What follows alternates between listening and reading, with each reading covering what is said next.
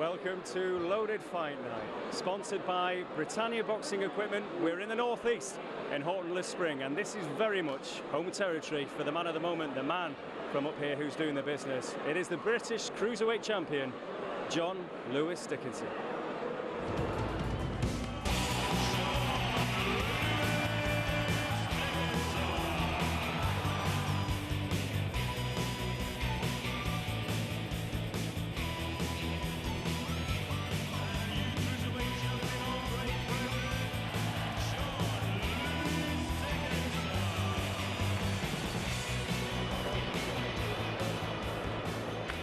Yes, Dickinson beating Shane McFilden for the vacant title. A successful defence in February means he's back in front of his home fans tonight, where he takes on Merseyside's Mike Stafford.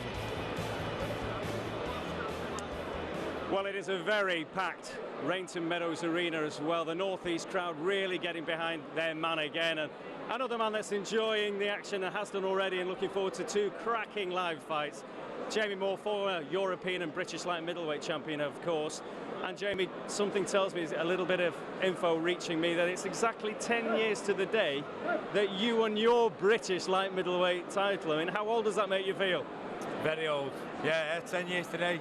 Day that changed my life, really, Dom. You know, it turned me into a champion and set the path which led me to where I am today. So yeah, I'm proud. But it's the Lonsdale belt, that's what it's all about, and that's what it was all about for me that day, and that's what it's all about for the main event tonight, Dickinson and Stafford. It's a cracking main event. We can see how packed this arena is. John Lewis Dickinson last time out did the business against David Dolan in a Tyne-Way derby. What are you expecting tonight from Mike Stafford? Pressure. I think Dickinson, great lovely jab, great straight 1-2, so he doesn't do anything particularly special, but what he does really well. Mike Stafford will have to get underneath that jab, slip the right hand and put the pressure on and try and push him back and force the fight on him, which I believe he will. I've seen him a few times. Steve Wood is his manager, who was my manager, so I've seen quite a bit of him, and I fancy quite a good fight. And John Lewis Dickinson, though, he's a cracking fighter. He's got his home fans here. He's not going to give up anything easy. He wants that belt for keeps, doesn't he? I mean, this is a guy that has bigger aspirations. He wants to leave the domestic scene now. So yeah, he's going to leave everything in there, isn't he? Of course he is. I mean, if Mike Stafford is able to get in on the inside and push him backwards, this crowd are going to be the ones what spur him on and push him that extra mile. So hopefully that's what happens for us. You know, the TV views on at Loaded TV, and it's a great fight. Now, before we get there, of course, we've got another local man, unbeaten Glenn Foote, that we saw in prize fight and did the business at welterweight. He's taken on Jason Cook, who's been an active, a former European champion. Yeah. Now, this one could be fireworks as well. What do you think is going to happen? Well, styles make fights, and you know, both of them like to come forward and attack. Jason Cook, a lot of experience, former European champion down at lightweight, so he's up 2 weight divisions here, but he was always a big lightweight.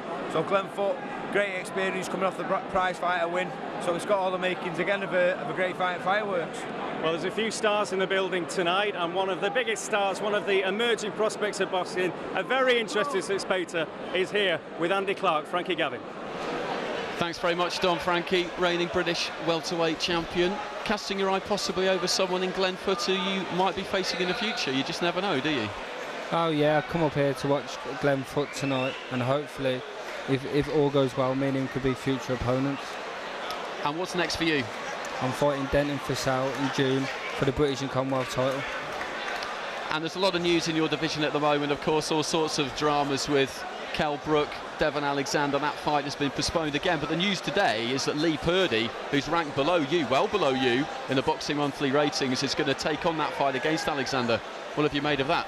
Oh yeah, I think it's a fight. I don't think it's deserved, to be fair, but at the end of the day, Kell Brook's not in the position now to fight, so someone's got to step in. Lee Purdy got his chance, and I hope he takes it with both hands, but I don't think he'll win.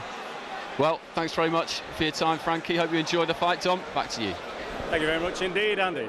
Thank you. And now, without further ado, we may as well get to the first live action of the night. It is Glenn Foote. He's got all his fans in the building. He's taken on the very experienced Welshman Jason Cook. Over to our MC, the man with the mic, in the middle of the ring. It's Scotland's finest. It's Craig Stephen. Good evening, ladies and gentlemen in attendance. We're at the Rainton Meadows Arena in the northeast of England. And at this time, a very warm welcome to you, the viewers, joining us live and exclusive on Sky Channel 200. We're free to view on Loaded TV. Tonight, Phil Jeffries, Pro Boxing Northeast, and Frank Maloney with Loaded TV is very proud to bring you British Championship Boxing. This is our chief supporting contest. Would you please welcome to the ring from Wales, Jason Cook. Jason Cook is an experienced campaigner, but he's been inactive for quite a while. He hasn't had a fight in 17 months, but he has held the EBU title and the IBO title at light welter, as well as the Welsh area title. He is a significant step up in class for Glenn Foot, and he certainly has not just come here to make up the numbers. 37 years old now he may be, but he has a wealth of experience to bring to the ring.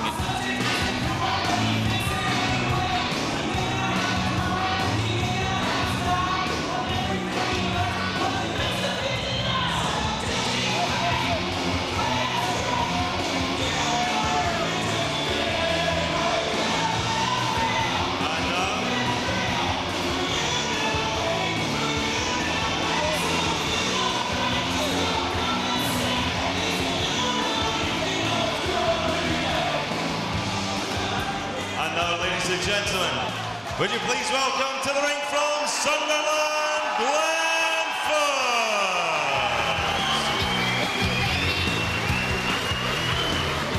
Well, Glenn Foot with huge support in the arena, 25 years old from Marley Fox near Sunderland, prize fighter champion. He made a lot of people in the northeast a lot of money with that prize fighter win, I'm told. When I spoke to him yesterday, he was certainly in relaxed mood.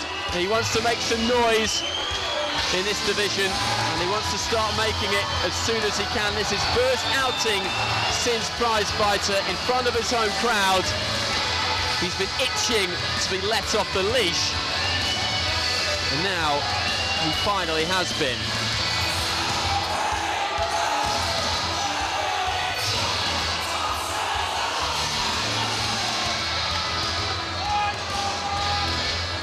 Cook just pacing the ring, trying to keep loose.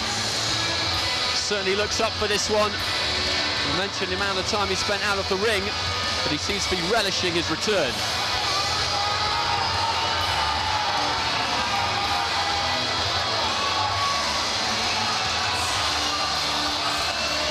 Well, once again, ladies and gentlemen, you're all very welcome here to the Rainton Meadows Arena, where Phil Jeffries, Pro Boxing Northeast in association with Frank Maloney and Loaded TV are very proud to bring you an evening of British Championship Boxing.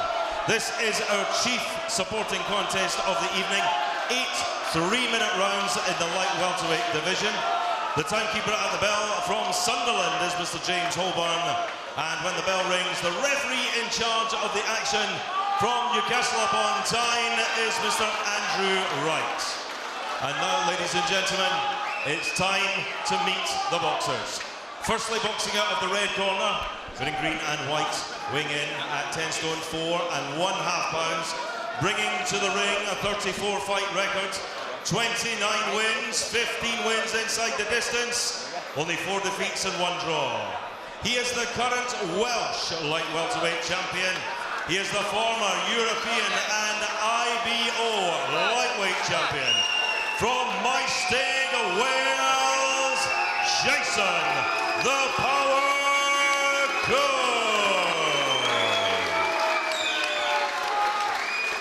And across the ring, in the blue corner, winning black with gold, weighing in at 10 stone 5 pounds, bringing to the ring a perfect professional record.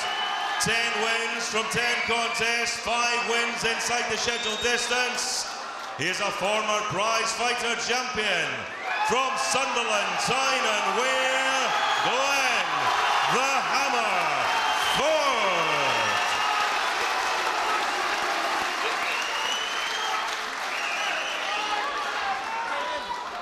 You stop when I tell you to, you break when I tell you to. In the event of a knockdown, you'll go to a new corner and you'll stay there until you box on. Defense of all time. Touch comes down, good luck to us both. May the best man win. Explosive start to the fight already as they were brought to the centre of the ring to touch gloves. Glenn Foot looks really, really pumped up for this. Jason Cook, as I said, looks up for it as well. He's been out of the ring for a while, but I think he's here to make a point. Foot has been straining at the leash in the gym to get back in the middle of the ring after scooping 34 grand in that prize fighter triumph. He wants to make inroads into this light welterweight division, and he wants to do it quickly. This is his first 8-rounder. He wants a 10-rounder soon after this, wants to fight for a domestic title. He said that many people underestimated him going into prize fighter, Jamie, that they saw him really as just a scrapper, but that his amateur record showed he can box as well, and that he showed that in the final in that split against Dale Evans. Yeah, not many people fancied him in the prize fighter, Andy, but he did shock a few people and he performed really well. So Jason Cook, he's not a natural light welterweight. He's boxed mostly at lightweight, but when he won the European title, he went over to Italy and was explosive, massive left hook, winning the title. So he can punch.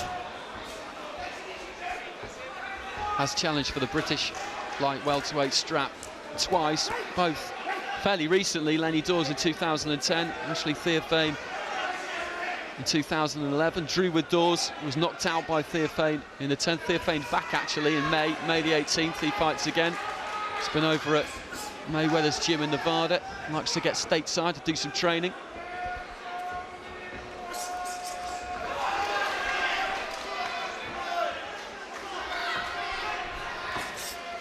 Foot trying to let that right hand go. And he did look very pumped up at the bell, didn't he, Jamie? Yeah, they both look well up for this fight. Now, let's not forget as well, Andy, the prize fighter win was at welterweight. So for Glenn Foot to come through that at the higher weight, should be really strong at this weight. Well, he's telling me that this fight was originally set for 10 stone 4, but that he is going to campaign at light welterweight and feels that he should get a title shot sooner rather than later. He's fought Adel Anwar a couple of times in the amateurs, lost both times, but says he feels he's got Anwar's number. Anwar, of course, up against Darren Hamilton in the start of July for the British title. But that's the kind of company he's looking at keeping sooner rather than later. But he's got a very, very good test ahead of him tonight. Jason Cook could upset all of that. Yeah, well, this is Glenn Foot's first 8-rounder tonight, Andy. So we've still yet to see whether he's got the stamina, and the tactics to navigate himself through a longer fight. So hopefully Jason Cook can answer some questions for us tonight regarding Glenn Foot's stamina. Well, entertaining opening round stare from Cook at the end of it. We'll be back after this.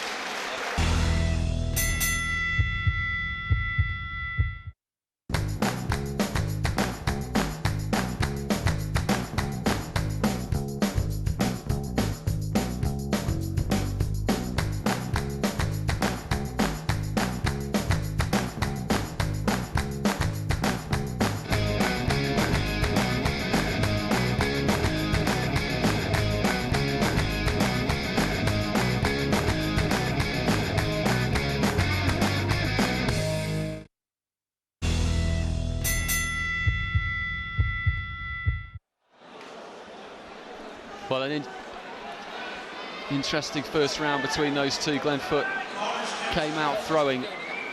Interesting face-off at the first bell as well. A bit of a stare from Cook towards Foot at the end of the opening round.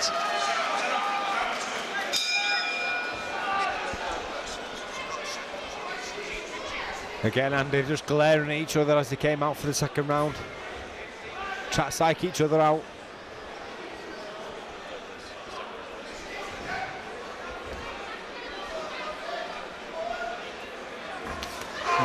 That's a big right hand over the top there by Glenn Foot. Landed quite flush as well. Cook seemed to take it well though. Cook stopped 3 times in the 4 defeats that he's had. 5 stoppages, footers forced in his career so far. That prize fighter win, as it is for so many fighters, as it was with both Dickinson brothers. Such a big step in any fighter's career, but particularly in the case of Foot, because he'd only had 1 fight in 15 months before prize fighter. Got himself in a bit of bother and lost his licence for a stretch.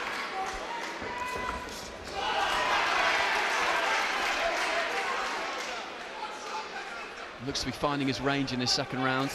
Yeah, I was just going to say that Andy seems to be finding his range and a little bit of rhythm as well. Cook struggling to get any momentum going, which could be down to the fact that he's not boxed for 17 months.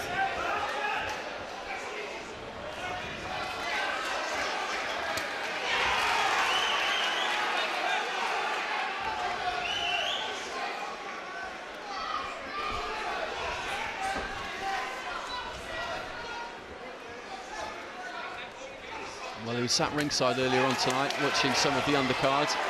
Glenn Foot went over and had a quick word with him. He was certainly nice and relaxed. You should be fighting in front of your home crowd.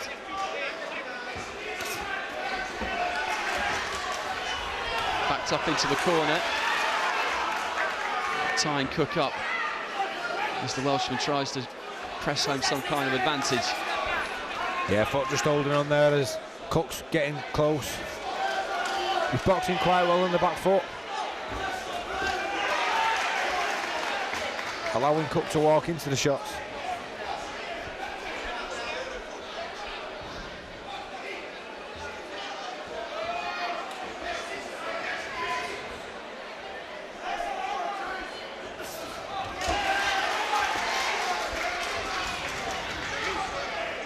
Intense concentration from both fighters as they try and move into range. It's a question sometimes of almost who blinks first. They're both quite keen to draw the lead from each other, not necessarily all that keen to try and supply it.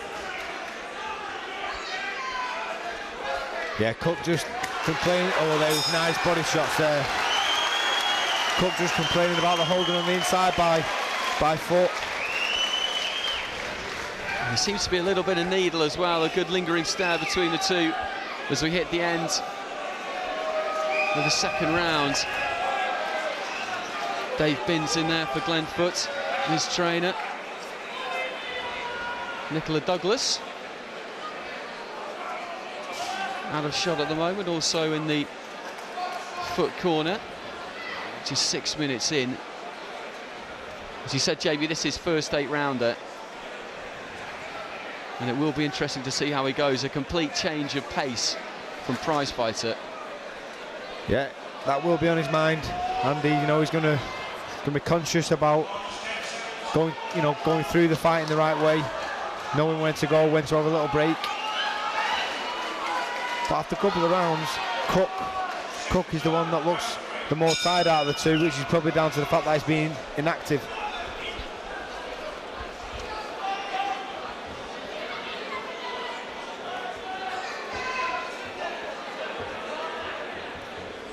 Plenty of action at light welterweight. I mentioned that British title fight between Anwar and Hamilton. Amir Khan, of course, is in action next Saturday night, trying to get back towards a world title at 140 himself.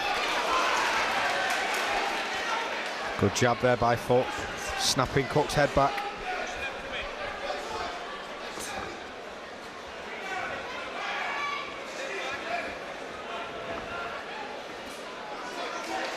Seems to be taking a little bit of control of the fight now, Foot. Taking centre ring, dictating the pace. And again, lovely snappy jab. A smile back from Cook. Trying to pick his punches here, Foot, staying patient.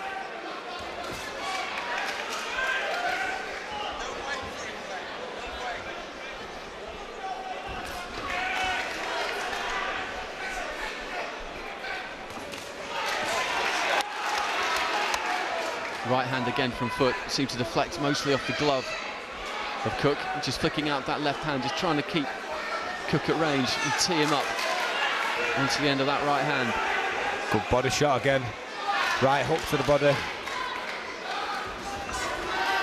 if Cook is struggling with the pace of the fight, you know, and he isn't as fit as he could be if he's been out of the ring. Those body shots will certainly take the toll.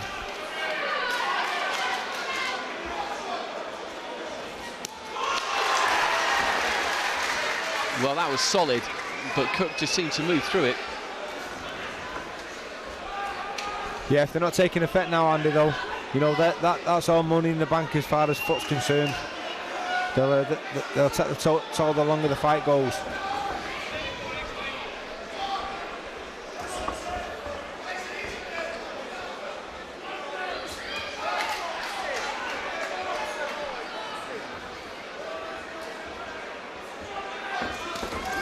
Cook just trying to spring forward.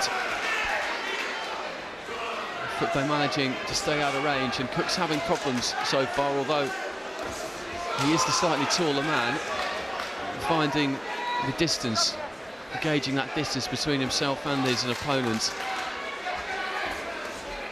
Nice left hook to the body there as well. I've been impressed with Foot's counter punching on the back foot so far, Andy. You know, he's been nice. His hands are nice and sharp. He's picking the right times to come forward, and he's picking the right times to sit on the back foot and let Cook walk on. Oh, lovely right hand over the top. Well, he definitely touched down there, Jason Cook, and he's ordered to a neutral corner there, Glenn Foot, by the referee, Andrew Wright. And that is going to be scored as a knockdown, and rightly so. Both clubs touched down. Cook doesn't like it, but the referee's got absolutely no choice there. No, that was a legitimate knockdown. Cook was complaining that it was a shot to the back of the head, but it wasn't. It was to the side of the head. There, just behind the ear. Yeah, no, that was a legal shot. Well, great encouragement for Glenn Foot mid-round. Fellow North East fighter John Lewis Dickinson is going through his paces backstage, ready for his second defence of his Lonsdale belt. Live on Loaded. Fight night coming up next against Mike Stafford. Second time he's fought in Rainton Meadows Arena in the last 9 weeks. Cook already back on his feet. I think he's really angered by what happened at the end of that round. As you say, Jamie, he claimed that was a punch around the back of the head. Was complaining bitterly to referee Andrew Wright about the count. But the count was issued at the start of the 4th round.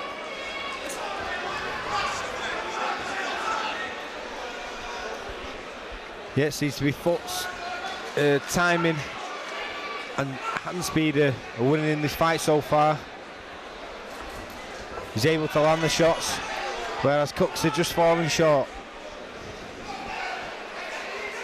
Good amateur record, Glenn Foot, that he feels sometimes is overlooked, really. Had over 100 bouts, lost 18, he says. 3 junior ABA finals, 1 senior ABA final. The regret is that he didn't win any of them. Captain England, never lost as captain.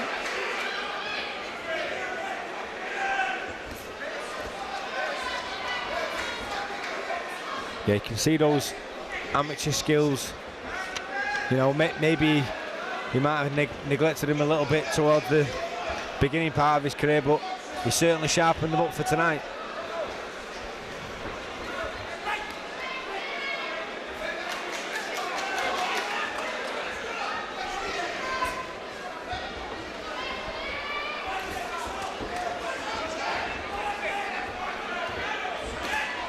A little bit wild there from Foot with the right hand.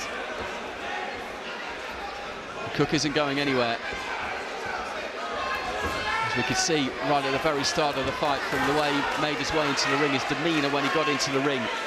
He's not here to do anything other than try and win this fight, despite the fact that he's not been between the ropes for quite some time. He feels this is a good opportunity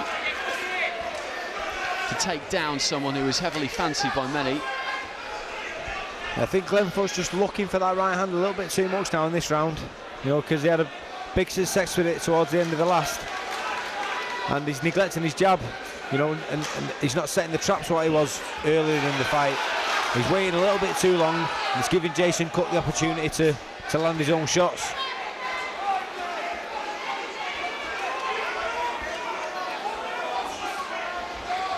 There he goes again. You can see he's loading it now, he's looking for it. Just go back to the jab and let it flow.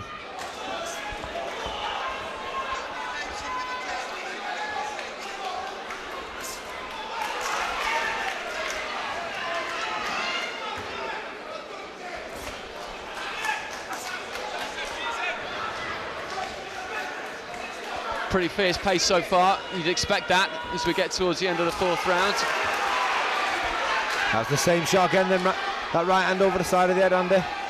His legs just buckled a little bit. But Cook's still very much in this fight. His foot's first to 8 rounds, and we've got halfway through that distance now. We'll be back after this.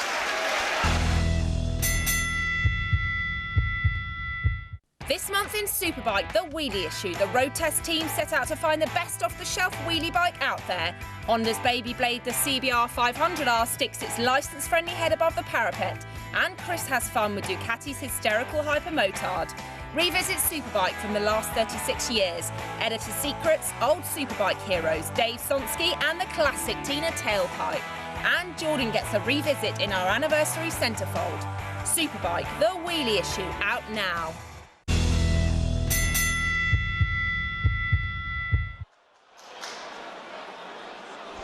Welcome back. Loaded Fight Night, Sky Channel 200, live from the Rainton Meadows Arena in Sunderland. Halfway through a contest scheduled for 8 3-minute rounds at light welterweight between Glenn Foote in the blue corner and Jason Cook in the red corner. John Lewis Dickinson against Mike Stafford coming up after this. Foote, though, a hometown fighter like Dickinson, looking to put on a display. The first half of the fight so far has belonged to him. Scored that knockdown right at the end of the 3rd. Cook wasn't happy about it, but he had to take it. Yeah, we got caught over the same shot in the last round as well, Andy. Very, very nearly went down from that one, so got to be careful with that.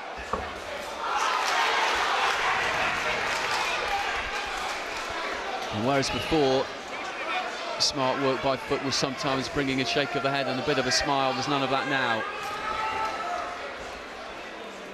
Trying to answer with a couple of left hands of his own.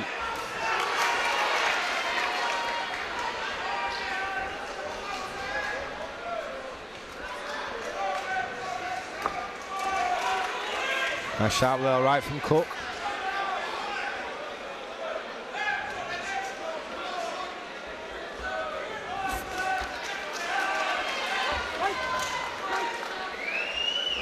Again, Glenn Foote's just looking for that right hand a little bit too much. Just needs to relax and go back to his boxing. Well, before prize fights, we had 7 straight wins, including knockouts against Finney Wolford, Dwayne Grimes, Matt Doyle, James Flynn.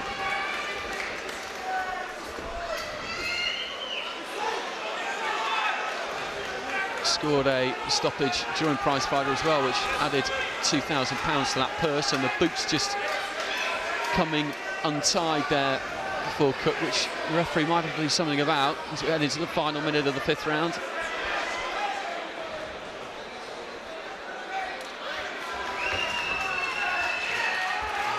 Cook going back over to the corner to get that sorted out for him.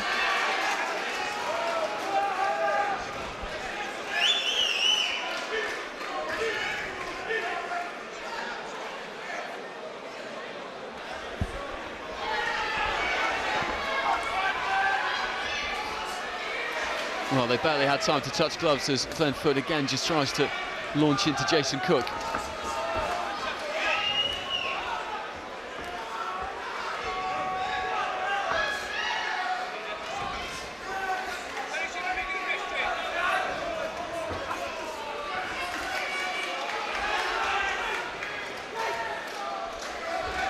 Both a little bit guilty of punching to the back of the head there. No, that's a nice uppercut and right hand there by Glenn Foote. Lovely shots. Cook, though, looking to fight back, and it's getting very nasty in there as Cook is barged to the ground, and there was all sorts going on in there as they got in close. foot being warned very, very sternly by Andrew Wright as Cook is pushed back into the neutral corner, and he gets a telling off from the referee too. There was heads burrowing in, there was grappling, there was wrestling, there was everything. Yeah, Cook wasn't happy. I think he felt that foot had put the head in and started doing it himself. Well, this is really warming up as we get to the end of the fifth. A little bit of a grin from Cook. These two very much enjoying this battle now.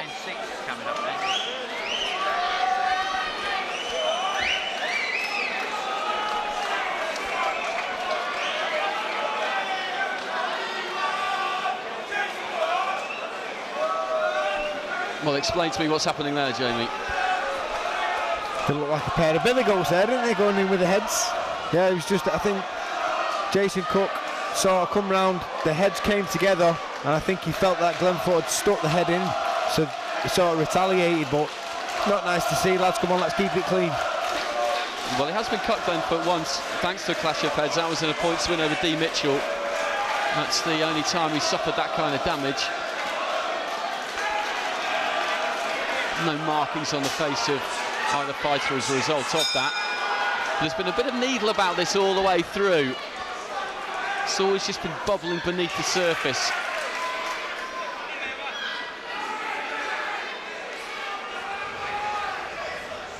Into the sixth round, and it'll be interesting to see who lasts the pace better. Usually the question marks are over the man who's never been 8 rounds, but in this kind of situation, maybe not.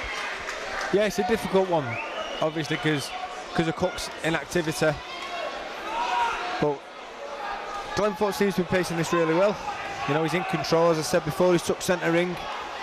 Every now and again he keeps having success with the right hand, but then he goes looking for it, so he needs to be conscious that, you know, just stay relaxed. But he's putting in a good shift tonight.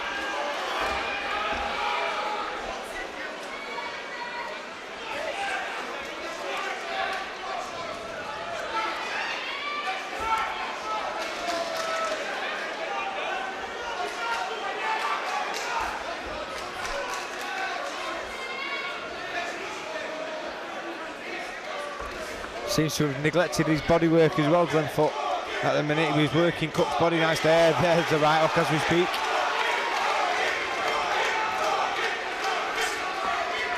Cook trying to answer with the left hand. Foot trying to mix up his punches, as you say, sometimes going to the body, then trying to flick out that left jab.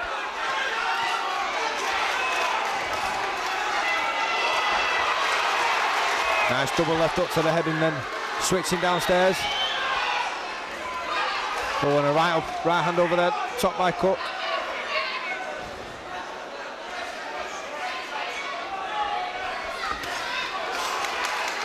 Heads come together nastily there, and he's just trying to cover up now, Jason Cook. I think he's cut by the right eye. I think he is. There's just a little tendril of blood snaking down from the corner of that right eye. He immediately put his glove up to his face, and he's not happy with what is going on in there, Jason Cook. It doesn't, at first glance, you know a lot better than me, Jamie, look too bad. The referee's telling everyone it was an accidental cut, but I'm sure by the rules he should be waiting till the end of the round to do that. He shouldn't stop the action. Again, the heads come close together there.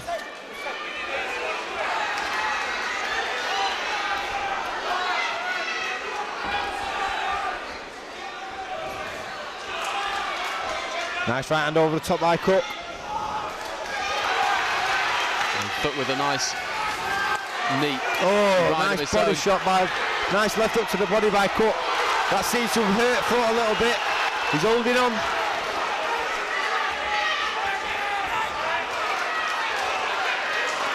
Referee getting in the middle of the fighters, but not really breaking them. As soon as he moved out of the way, they were back on each other. This has turned into an absolute tear-up at the minute.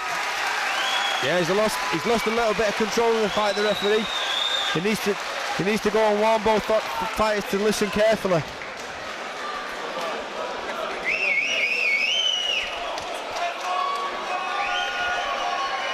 That was a nice right hook, and that left hook downstairs, you could see Glenfoot wince, and there he's trying to hold on.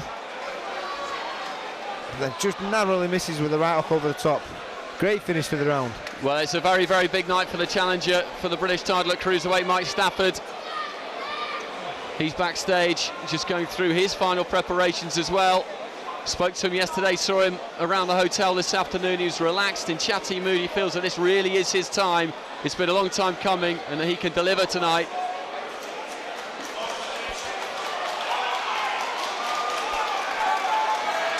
Well, just looking at that cut, Jamie, they're just dabbing it with Vaseline. They're trying to sort it out between rounds as best they can. He's just standing on the wrong side of her, sadly. But how bad would you say that is? It doesn't look too bad, Andy, to be honest. It's on the outside of the eye, so it doesn't look like it's going to run down into the eye. So it might be okay, but the way that round 6 finished, looks like we're in for the treat for the last couple of rounds. It does. Really ignited a fight which has never been too far away from boiling point, right from the very start.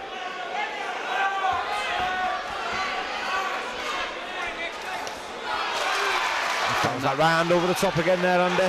Oh, and again he's got him. And Foot just now trying to pour on the pressure as he's caught Cook in the corner. The legs are buckling underneath him then. You could just see them stiffen. The gloves are up, but really nothing is coming back. Referee Andrew Wright having a very good look at this. Separates them as Cook is bundled into the ropes, but I think really he needs to stop this, to be honest. The referee's got no control of his fight whatsoever. I cannot see the percentage in this continuing. Jason Cook has thrown nothing back. He's just soaking up punch after punch after punch. The referee should be stopping this fight now. There's no way Jason Cook should be still being there. Referee, come on, stop the fight. You can see that the legs are unsteady. Is the towel going to come in from the corner as well? They're clutching the towel in the corner. Jason Cook touches down on his knees. He's a beaten man in there. He's taken an awful lot of punishment in those last few seconds. Will he be allowed to box on by Andrew Wright? He will be allowed to box on. A minute and a half remaining in the round, and they've got to save him here, surely. And they have. They've thrown in the towel, and it is not before time. That was incredibly brave by Jason Cook, but their man was in danger there. The referee needed to do something about that sooner than he did, in my opinion. But we cannot take away from what was a good performance from Glenn Foot there. Jamie, and Cook is unsteady on his feet as he tries to make his way back to his corner, gets back onto his stool. It was a killer finish though, a clinical finish when it came. It was a clinical finish, but I've got to say, I don't like to criticise referees because it's a tough job what they've got, but for me that fight should have been stopped a good 10-15 seconds before that. You know, he took 4 or 5 or 6 heavy right hands, what he didn't need to take. Luckily, you know, thankfully, Jason Cook's okay, and he's you know, even though he is a little bit hurt, he's got his senses about him. But there was a terrific finish there by Glenn Foot. It was.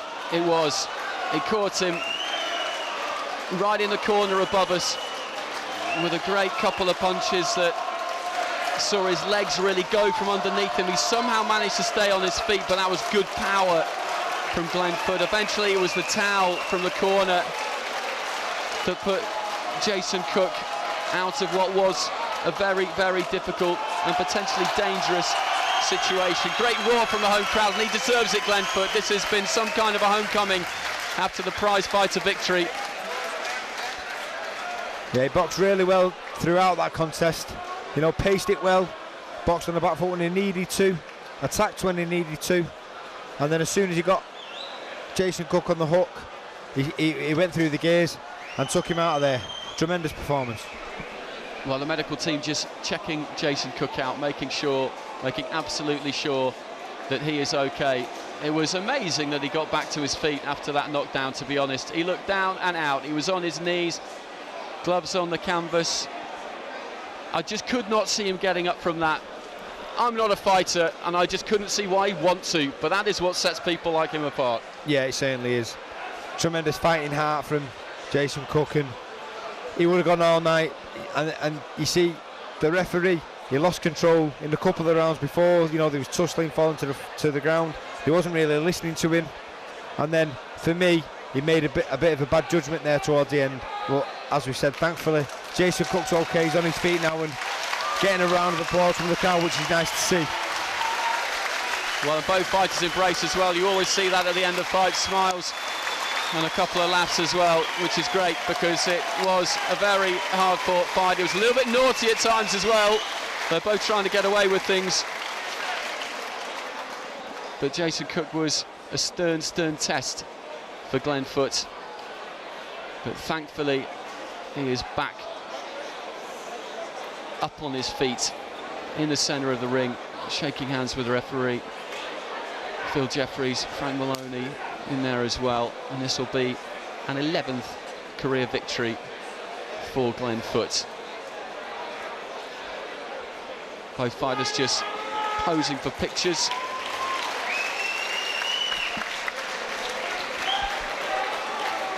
Let's now go to our MC, Craig Stephen. Well, ladies and gentlemen, as our referee, Mr. Andrew Wright, brings both these young men together, please, your appreciation for both boxers in the ring.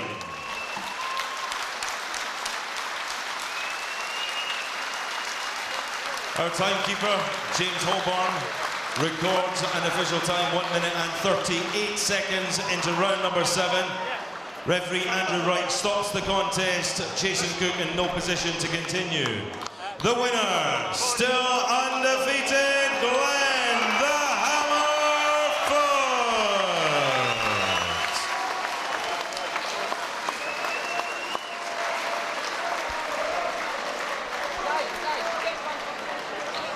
Well, Jamie, based on what you've just seen there, how far and how quickly can Glenn Foot travel in this 140-pound division? Yeah, he's got great prospects. You know, before tonight, he'd never been into the 7th round, and he paced it well. His stamina was good, so a great addition, and looking forward to seeing him in some exciting fights. Okay, well, we'll be hearing from Glenn Foot shortly.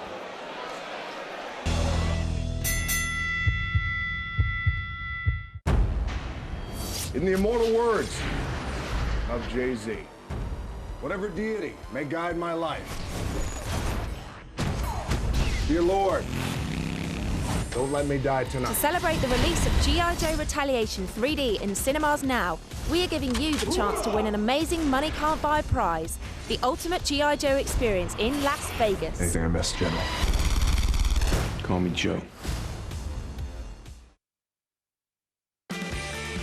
In this month's bumper edition of Loaded Magazine, Keith Lemon talks about Celebrity Juice, his debut film and his love for the ladies. Macca takes a look at David Beckham's illustrious career on and off the pitch. This Is England's Stephen Graham chats about working with Scorsese and DiCaprio. Emmerdale's hottest new resident Alicia talks cheerleading, and Shameless's Debbie shows she's all grown up. And rap legend Reza drops by to discuss his new film. Loaded, it's bang tidy.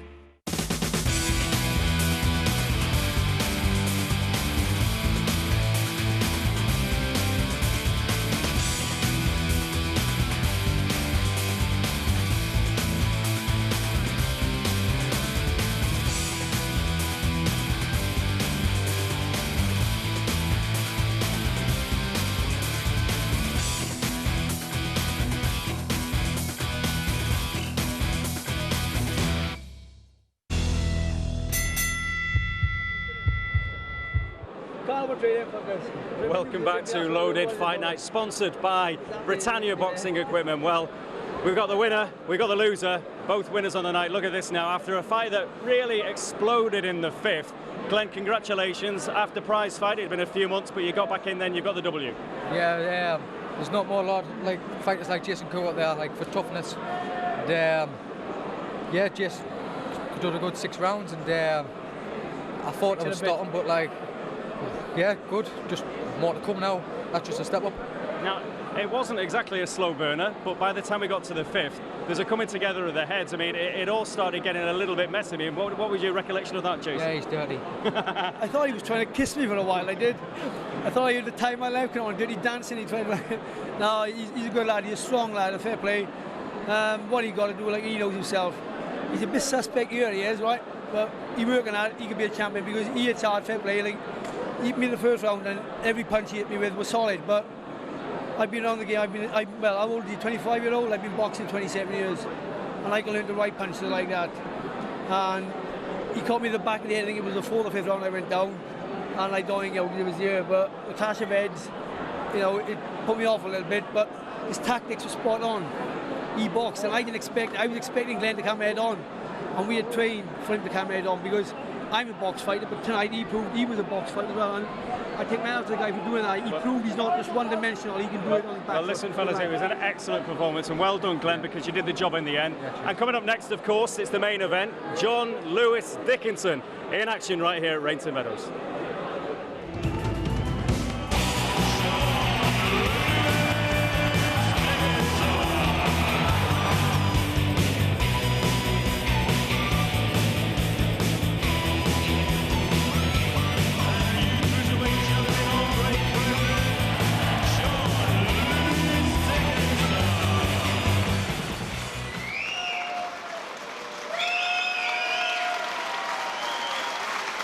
Of the crowd, Jamie, it did get a little bit ugly in there, didn't it? But it was absolutely enthralling at the same time, wasn't it? Yeah, it turned into a great fight, as we thought it might be beforehand. A little bit of nasty stuff on the way through. Referee lost a little bit of control during the fight. Should have stopped, in my opinion, a little bit earlier than that. But you know, thankfully Jason Cook's all right, and a great win. And what a tough guy he is. So, yeah. I mean, there was no quitting him. It needed to be saved by his corner, because the referee, you know, didn't stop it quickly enough, in my opinion. So yeah, he wouldn't have quit, so he did need saving. Is he ready now for the likes of Adel Anwar or Hamilton, whoever comes through that one? Yes and no. I mean, Jason, that's a great win over Jason Cook, but he was out for 17 months before it, so I think 1 or 2 more learning fights, 8, maybe a 10-rounder, and then he's ready for them big fights. Well, another Salfordian is alongside you, Phil Bardsley of Sunderland. Of course, back in the local man here, that was some tussle, wasn't it? Yeah, it was. You know, it's been a long time since I've been to a show, and you know, I thoroughly enjoyed that fight. You know, 2 tough guys in there, and you know, it was a great fight. You're looking forward to the main event. Is John Lewis going to keep the trend for the North East? Yeah, obviously I'm looking forward to the fight, and hopefully, you know, it'll be a fair fight, and hopefully, you know, the better man wins. And what about the main event? Yeah, I mean, it's, for me, the bookies have got it wrong. They don't often get it wrong, but they've got Dickinson as a big favourite, which is, for me, he isn't. You know, Stafford, although he's a bit of an unknown quantity, I know a little bit about him, so they've not really done the homework, and he's going to bring it tonight. You know, I'm a bit 50-50 who's going to win. One side of me thinks that Dickinson can outbox him, the other side thinks that Stafford can outwork him, so it's an intriguing contest. Now, Phil, I know you're injured at the minute. You've got a bit of a calf problem. You're not going to be playing for Sunderland against Everton tomorrow, but you are in a battle of your own, aren't you, as a club? Yeah, we are. Obviously, we've, you know, great result for us last Sunday against Newcastle, which has you know, stood us in good stead for tomorrow. Hopefully, the lads can go into the game tomorrow nice and confident and get the 3 points we need. Right, we better get the main event on, don't you think? I think they're ready. Yeah. It is the main event of the night. It's John Lewis Dickinson defending that British Cruiserweight title against Mike Stafford. Over to our MC for the evening, the man in the mic, Scotland's finest, Mr. Craig Stephen. Well, ladies and gentlemen, the time has come, the one you've been waiting for. The main event just about to make its way to the ring. Would you please welcome, firstly, the challenger from Southport, Mike Stafford. Well, you just heard Jamie Moore say that he fancies Mike Stafford's chances. Nobody fancies him more than the man himself, El Toro. 31 years old, feels that he's flown under the radar on the British scene. He started his career out in the States. He's been waiting for this chance. He's been sparring Dickinson in preparation for Dickinson's last 2 fights. They know each other very, very well. And he feels that tonight he can come here and rip this title from Dickinson in his own backyard. I saw him earlier today. He was relaxed, he was confident, he was ready to rumble.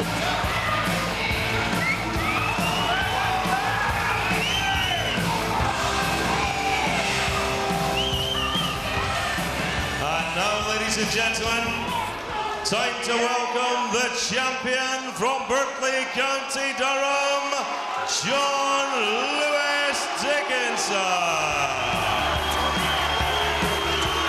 John Lewis Dickinson making the second defence of the Lonsdale belt. He won against Shane McPhilbin in Liverpool in October. Just 9 weeks ago we saw him in this very ring against David Dolan, and it was a tough north-east battle that he came through.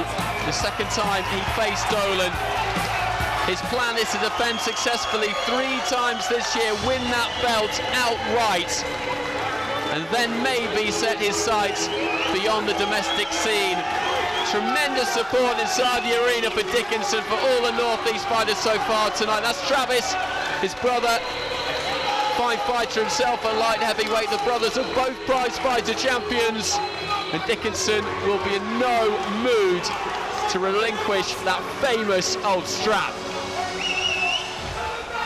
Well, once again, ladies and gentlemen, you're all very welcome here to the Rainton Meadows Arena in the north-east of England, where Phil Jeffries, Pro Boxing Northeast, in association with Frank Maloney and Loaded TV, are very proud to bring you Loaded and Ready.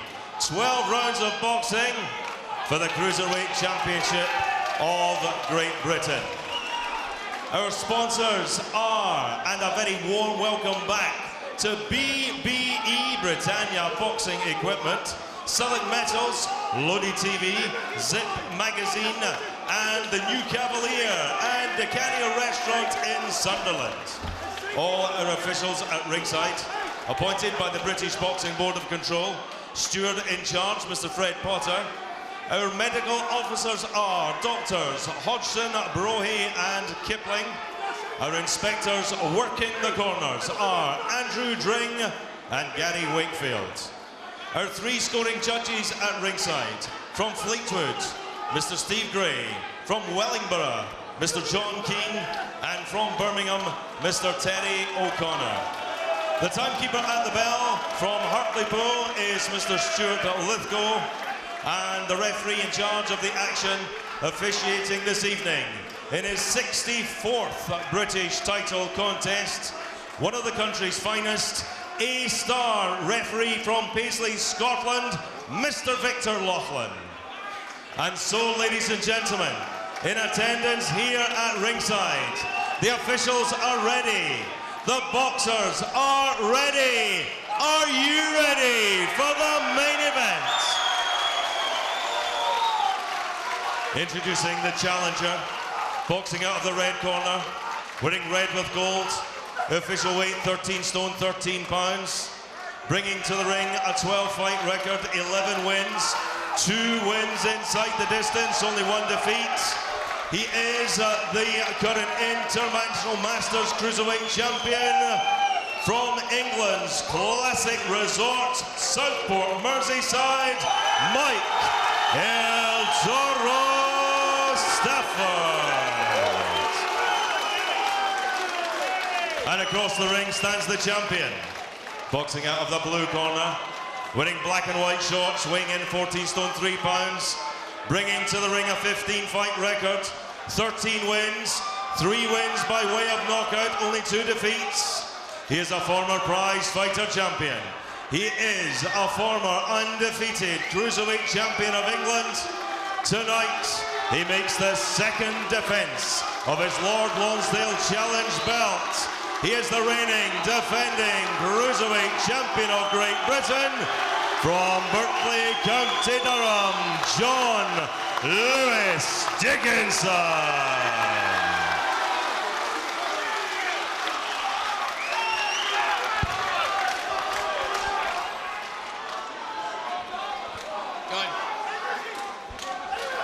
Okay, gents, you've had your instructions in the dressing room. Remember, obey my commands at all time. Defend yourselves at all time. God bless. Touch them. Well, here we go. The atmosphere inside the Rainton Meadows Arena, I can tell you, is absolutely red hot. It feels like we've got most of Southport sitting behind us. A lot of support for Mike Stafford in here, as well as you would expect for John Lewis Dickinson. These two know each other really, really well. Stafford has been a sparring partner for Dickinson before. He won the title against McPhilbin, and before his first defence against David Dolan just 9 weeks ago. But he said to me earlier in the week that he doesn't feel Dickinson has faced anyone like him, that he will bring something different. You think the same way, Jamie, maybe? Yeah, I do. I think it's going to be a lot more evenly matched than than a lot of people expect. John Lewis Dickinson is starting this fight quite well, getting his jab going. But as the fight goes on, Andy, I feel that Mike Stafford will come into it more. But let's see how it pans out. Difference in physiques is the first thing you notice. Dickinson, comfortably the taller man at 6'4", taking a few extra pounds in there as well. Stafford came in at 13 stone 13. Dickinson at 14'4", bang on the limit. Stafford trying to get in at close quarters and let those punches go.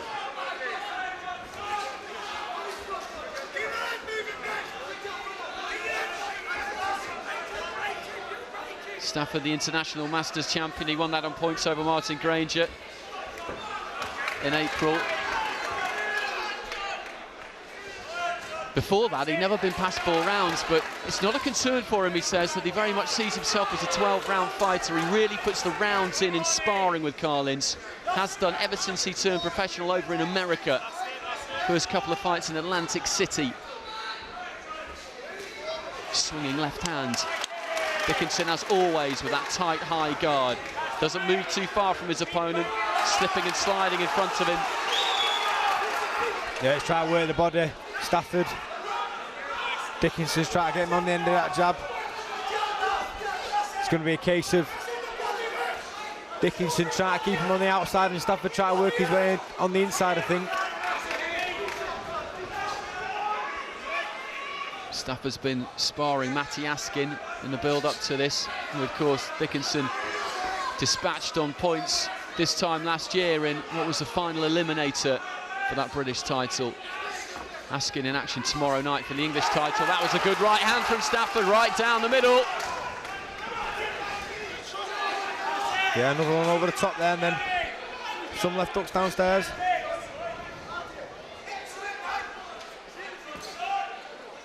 Saying Askin fighting for the English title against China Clark tomorrow night. So maybe whoever wins this fight will fight whoever wins that one. Dickinson hasn't really been able to establish that jab, but a decent left uppercut from Stafford right at the end of the first round. So very even. We did say that they know each other well.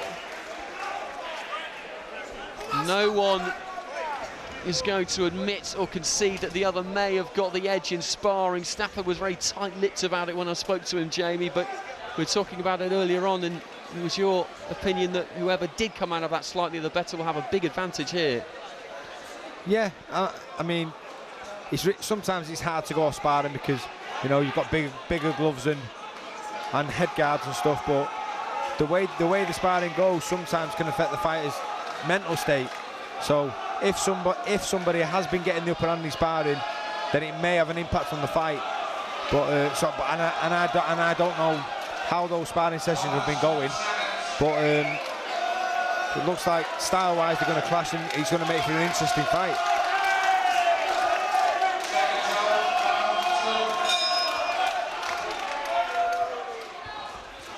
Good right hand landed by Stafford right at the start of the round. A swinging overhand right, and he's trying to put the pressure onto Dickinson now. He couldn't catch that one with the guard. Went firmly into the side of the head. And Stafford just not allowing Dickinson to settle. He's not able to establish that jab, that 1-2 we've seen to such great effect in the last 12 months or so. Beating him to the punch there with the left hand, with the jab. Yeah, he's trying to put that 1-2 out, but he's struggling to dissuade Stafford from coming forward. He doesn't seem to be able to stop him in his tracks.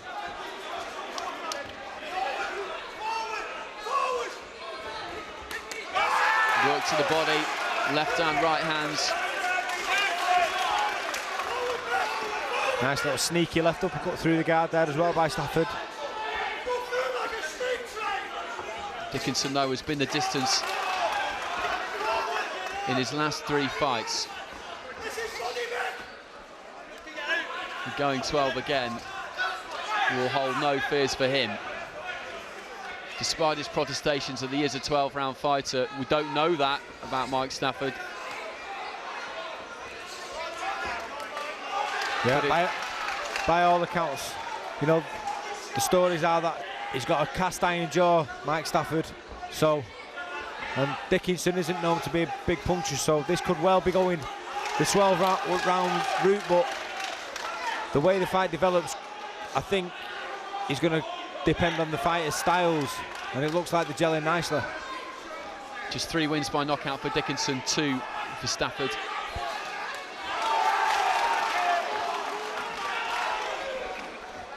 Stafford switches southpaw there as well. Try to confuse Dickinson.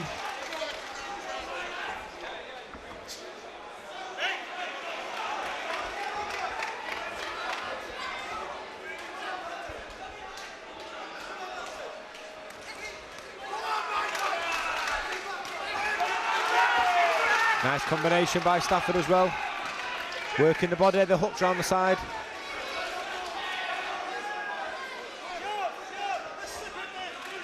Trying to let that right hand go. He has had some success with it, Stafford. Dickinson maybe just beginning to settle slightly. Looking a little bit happier behind that guard. Just slowly shuffles forward. Yeah, as you said, Andy, his last few fights have gone 12 round distance. He knows how to navigate himself through a 12 rounder well. So that experience will hold him in good stead in this fight. A nice right hand over the top by Stafford. Well, good start to the fight. Don't go away.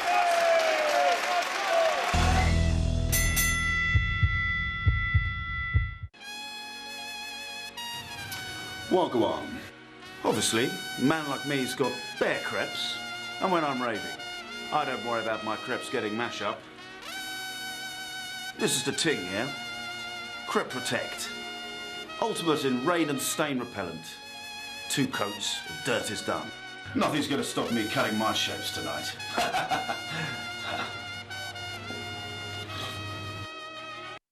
Safe.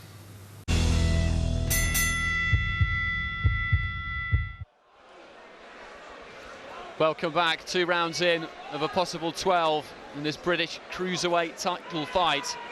John Lewis Dickinson, a man in possession, the champion, taking advice in his corner from Ron Rowe, who was his trainer as an amateur. And Frank Hopkins, as always, his brother Travis is never too far away either. Mike Stafford under the tutelage of Carl Ince.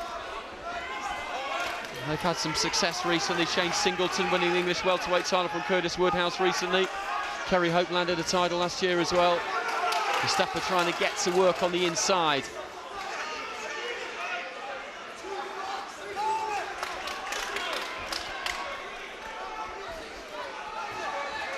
Yeah, Dickinson trying to get that straight 1-2 going.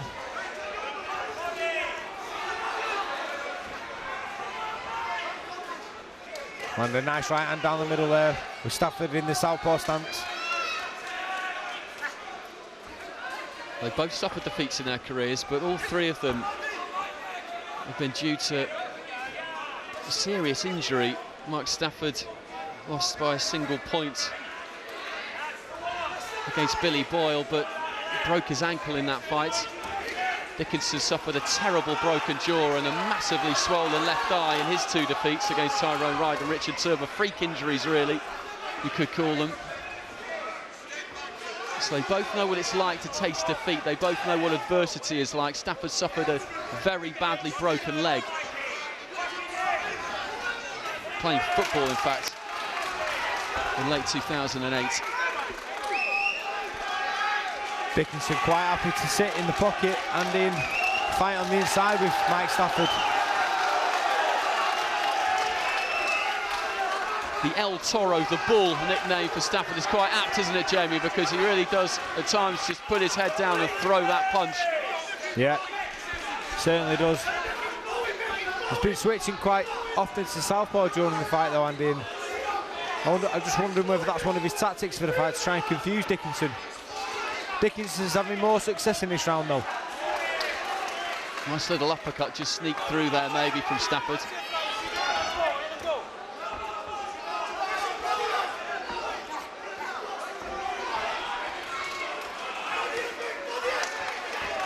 Again, just ducking that head and trying to throw that right hand over the top. Oh, big right hook over the top there. Dickinson just got his glove up for the most part of the shot, but he did get through. How telling do you think the height advantage could be? Because it is quite significant, isn't it? But yeah, I don't think it'll have an impact either way, because Stafford's quite short for a cruiserweight anyway, so I think he's quite used to fighting people taller than him. Dickinson seems to be struggling getting his timing right, you know, with the way Stafford's coming and ducking in low. That was a better round for Dickinson though. Well, end of the third round, and there's maybe a little bit of damage there to the forehead of John Lewis Dickinson, just a slight graze maybe over the right eye as the cotton bud is applied by the corner. A coming together of heads there possibly. Stafford seems fairly intact there.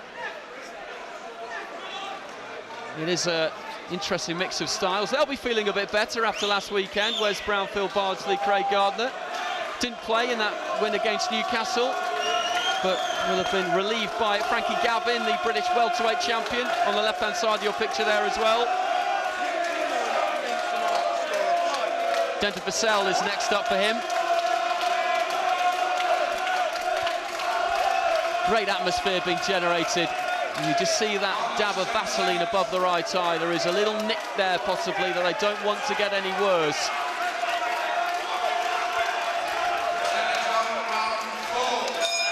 The referee's going to make them wipe that away, I think. Well, he's just having a quick word with both fighters. There seems to be a little bit too much grease on that eyebrow, to be honest, but he's let it go.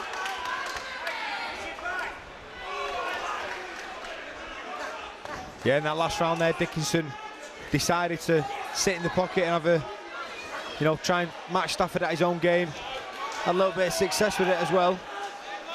So that might be the pattern of the fight now.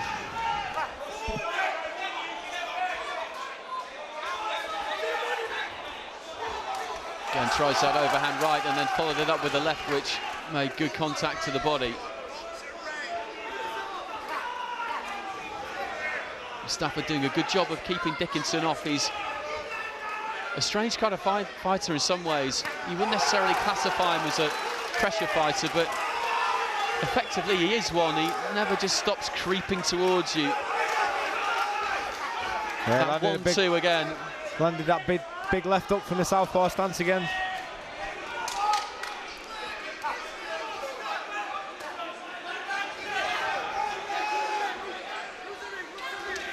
Just had a quick exchange with his corner there, Stafford.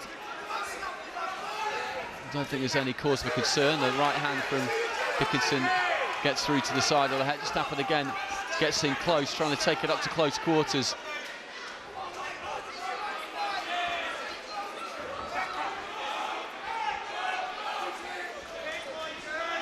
Pace has just dropped a little bit in this round.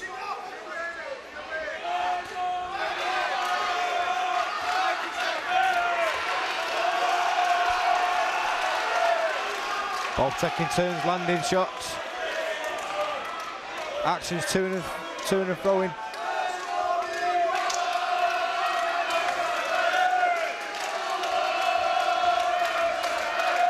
A lot of support from Mike Stafford has come from Liverpool, cross country. He's sticking around himself tomorrow to watch the ABA finals. I don't think either man is bothered about standing in front of each other and punching away, because none of them are devastating punches. But that in turn could be to the fans' benefit in the arena tonight and at home watching on loaded TV, because it could come down to who's the fitter man and who's got more gas in the tank. Again, Stafford switching southpaw for a good few seconds there.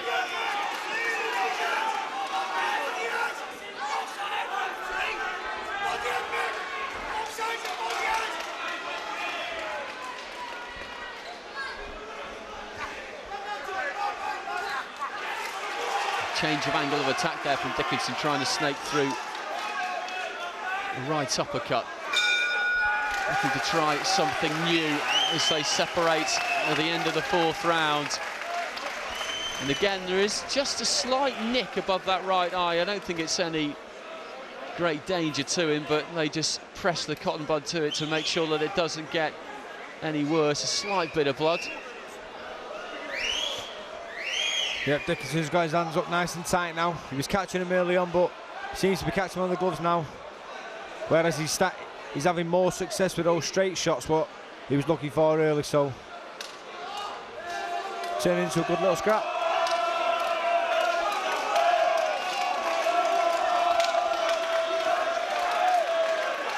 Well, we thought it might be. We thought that Mike Stafford might bring more here than many people expected him to.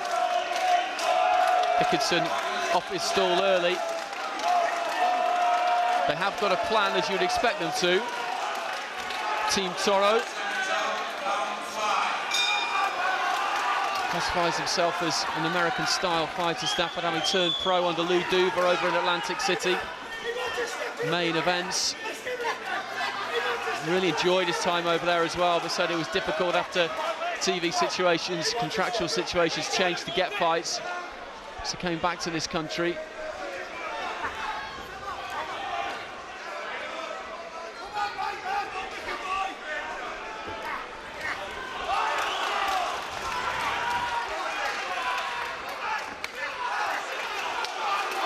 Dickinson's getting a little bit more spite in his punches now, a little bit sharper, and Stafford's not quite moving his head as much as he was doing early on, which is leading Dickinson to have much more success, but he's landing a nice body shot there as well. I just wonder whether there might be a slight problem with Mike Stafford's right arm, because he did look over in his corner during the last round and he did motion with that right arm. He didn't look in any kind of distress, but sometimes you can pick up on these things. Sometimes you're totally wrong, but I don't know. There's just a doubt lurking in the back of my mind there that there could be a slight problem for him.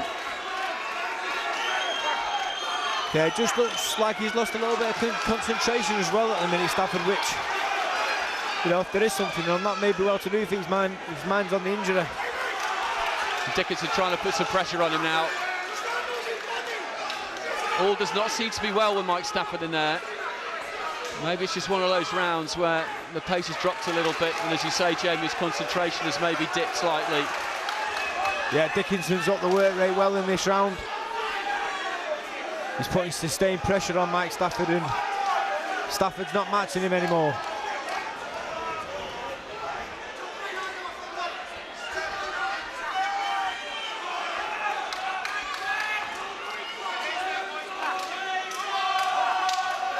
Dickinson trying to get the punches away at close quarters. Trying to rip up that uppercut between the gloves. Stafford throws the right arm again, and again he looks to the corner and there's a grimace of pain there, and he's got a problem in there, Jamie. Yeah, very well could have. I'm just wondering why, if that's the reason, if he was turning southpaw earlier on, Andy. Because all he kept throwing was the big left hand from that stance. And Dickinson at the moment really is just pushing Stafford around, and it'll be very interesting to see what happens in Stafford's corner between rounds. He is a game fighter, he is a brave customer, there's no doubt about that. But if he's being significantly hampered in there... Yeah, something's definitely not right. He's not the fighter he was 2-3 rounds ago, that's for sure. A shake of the head as he sits back down on his stool, and you'd imagine possibly it could be some kind of bicep problem, and there's distress in there. How do those kind of injuries occur, Jamie, if it is something to the bicep, that kind of area? All manner of reasons, and you know, it could be, sometimes you can catch your arm on your opponent's elbow, you can jolt it funny, you know, overextend. It could be an old injury what he's carried through training, which is flared up in the fight. You just don't know. See, Dickinson's head just banging into his bicep area there, which may cause the sort of dead arm really, so you just don't know. Well, he's certainly not going to quit, that's one thing he's not going to do. But he's going to have to find another way of fighting. You just wonder how early that happened. I think it was the round before last maybe that I first saw him look over to the corner and gesture with that right arm. Yeah, he's come back out southpaw again, and he did gesture towards his right arm to Carlins in the corner, so there is definitely a problem with it. And Dickinson, I think, can sense that his man has got something else other than him to think about at the moment.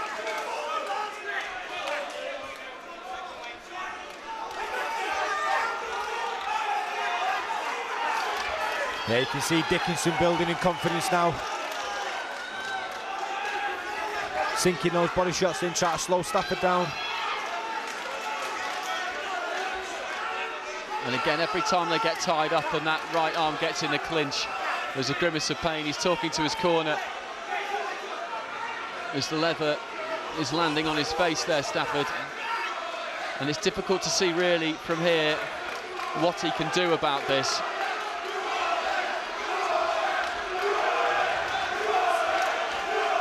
Yeah, there's certainly no quitting Mike Stafford, that's for sure. You know, he won't be his corner. Maybe if his corner feel like he isn't performing like he should be doing, they might want to think about pulling him out, but he definitely won't be Mike Stafford's call, that's for sure. Well, that was a decent left hand that got through there from Stafford. But Dickinson at the moment is just able to push him around, to bully him a little bit, because, as I say, he's got other things on his mind. He's always got that nagging pain, I'm sure, as well as doubt as to what's going to happen every time he tries to use that right hand. Yeah, and he's using his left hook a lot more in this round.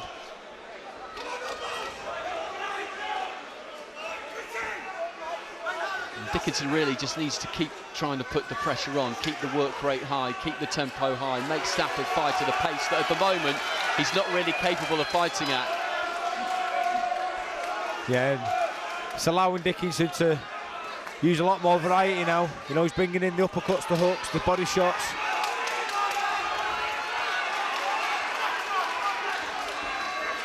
Much better work from Dickinson.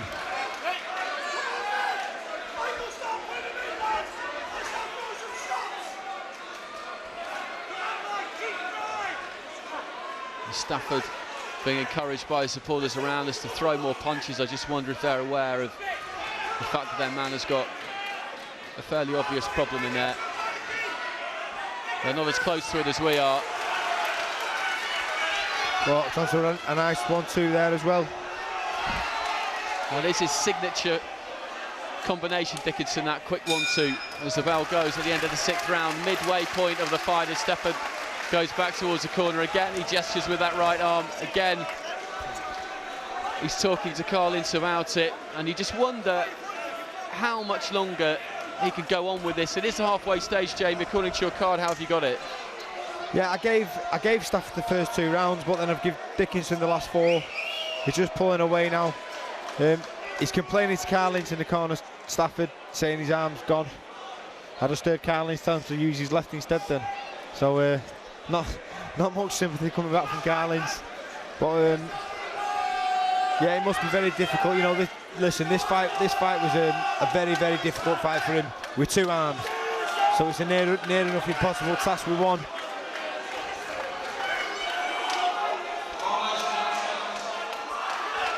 Dickinson ready and waiting, prowling. You can smell blood here. Dickinson's head, Stafford's head rather, just a little bit bowed there as we enter the second half of the fight. A faint look of resignation on his face. He won't give up, we know that.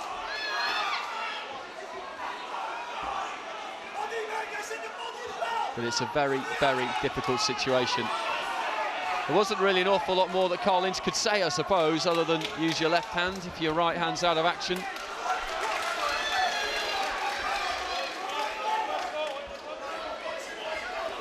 We have seen some one-armed performances in the past. You think back to Danny Williams. Yeah, Superhuman effort from Danny Williams that night. Dislocated right shoulder. Referee asking him to pull out the fight. He wouldn't do it and pulled the knockout out. Unbelievable performance. Mike Stafford will be looking to do something similar here.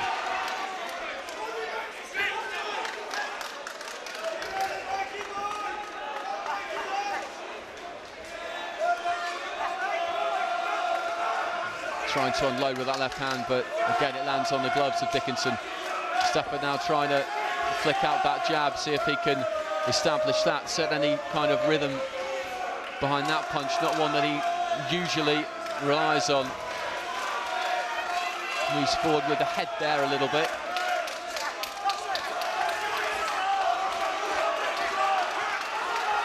Yeah, Dickinson just pushing the shots out now, just outworking Stafford. Nice body shot as well.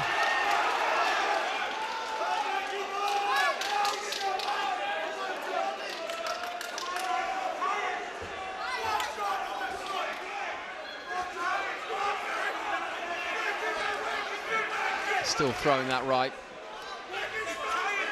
Every now and again. Keeps attempting to throw it, and he's not really committing with it though, you know, he's not putting much venom behind it. I think he's testing it out just to see how it does feel.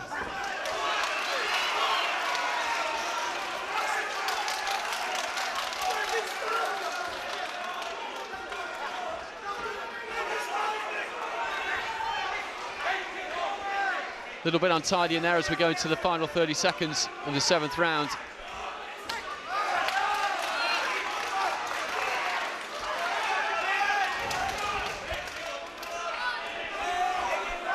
Well, Mike Stafford really staring down the barrel of 5 long, painful rounds here at the moment. It'll be some turnaround if he can pull a punch out of the bag here sufficient to stop John Lewis Dickinson. It could just happen. We'll be back in a few.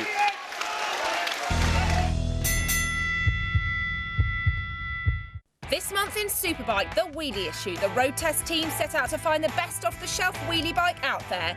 Honda's Baby Blade, the CBR 500R, sticks its licence-friendly head above the parapet. And Chris has fun with Ducati's hysterical Hypermotard. Revisit Superbike from the last 36 years. Editor secrets, old Superbike heroes, Dave Sonsky and the classic Tina tailpipe. And Jordan gets a revisit in our anniversary centrefold. Superbike, the wheelie issue, out now.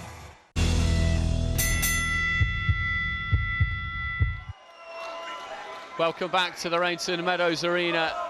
7 rounds have gone. John Lewis Dickinson in control of this British Cruiserweight title fight against his challenger Mike Stafford, who is carrying an injury, a problem with that right arm, the right bicep, we think. It's been affecting him since the 4th round was when really we first noticed that there could be a problem, and it's made his task extremely difficult.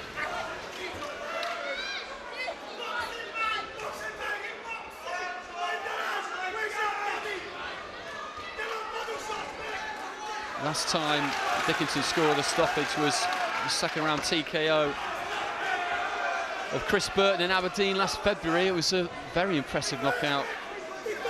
Burton's legs went and he just never got them back. Seems to be using that right arm a little bit more now, Andy. Maybe it was just a case of a, you know, bad dead arm or something where he banged it on his elbow. Seems to have got a bit of renewed vigour in this round, Stafford. He does, you're right. In the first few seconds, the first minute of it, seems to have come out with a bit more of a spring in his step. He's been waiting for this chance. He feels that it's been a long time coming, that really he was the forgotten man of the division, that he'd been overlooked in British boxing circles for quite some time. Boxed for England as an amateur. 87 fights, 13 or 14 losses. Dickinson's still doing the more work though, and he's even when Stafford lands his decent shots, Dickinson just comes back with 4 or 5 more.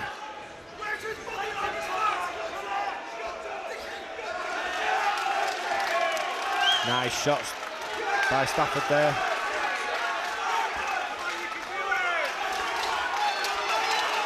Good defensive work there from Stafford too, managing to get out of the way as Dickinson tried to come forward and pin him against those ropes.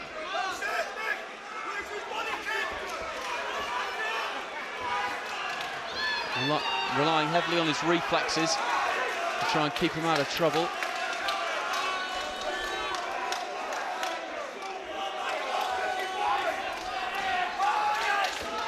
Nice left hook to the body by Stafford. Dickinson just using his physical strength there to push Stafford off. Stafford goes down to a knee, but there is no knockdown. The count was started, but Victor Loughlin indicating that that was Dickinson pushing down on Stafford.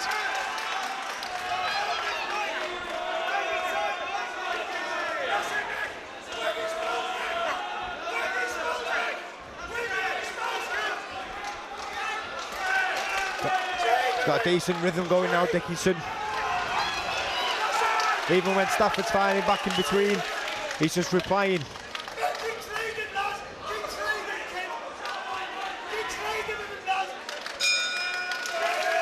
Well, 8 rounds in, and Mike Stafford looks a little bit weary as he trudges back to his corner. It's been an uphill battle since the 4th round, really. He did make a decent start. Yeah, even though he's boxing better in that last round than he had in the previous 2, he still fell short on my card. Just a work rate by Dickinson.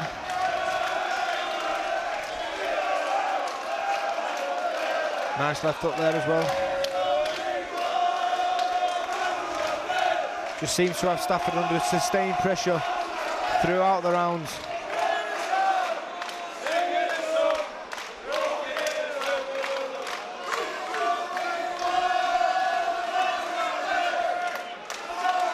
Well, he's got 4 rounds left, Mike Stafford, to try and find something. We don't know, of course, how the judges are scoring this, how the judges are seeing this at ringside, 3 of them, as always. Second guessing them can be a very dangerous thing to do. But at least on our card, John Lewis Dickinson well in control. Yeah, that cut doesn't seem to be bothering him too much now. The bleeding stopped. And he's got momentum going now, and there's not as much work coming back from Stafford. And Dickinson's upped his work rate, so in full control now on my card. Well, he's kept very, very busy, John Lewis Dickinson as well. Won the title back in October, defended it live here on Loaded Fight Night just 9 weeks ago, and now back in the ring tonight, so he's not wasted any time. One more successful defence, of course, and it will be his outright. That's what he wants. And then to look further afield, possibly.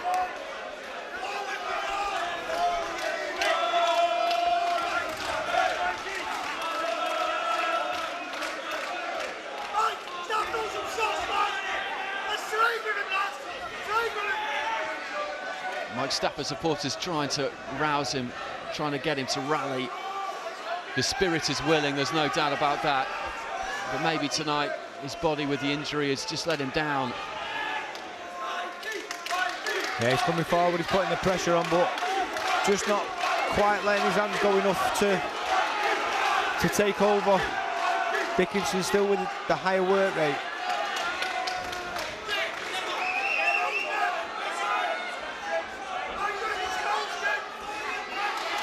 Nice 1-2, and again from Dickinson. When he gets that going, when he gets that in the groove, then you've got a problem.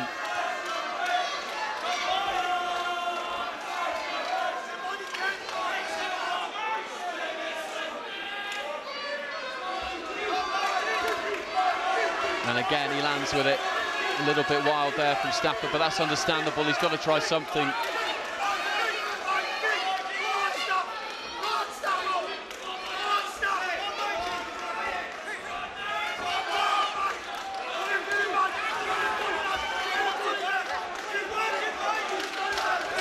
This is a better round from Stafford.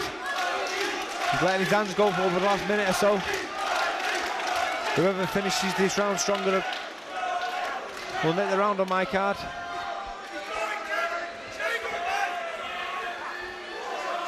Nice counter left up there by Dickinson. Both men beginning to look a little bit tired as we reach the end of the 9th round.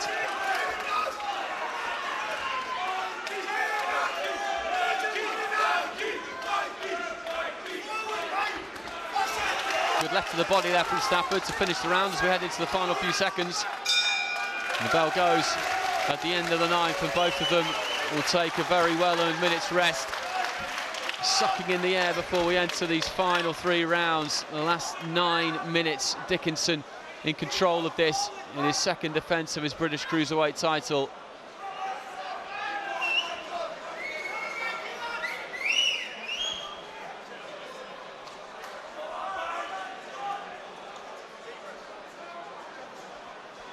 Dickinson looks fairly relaxed in there.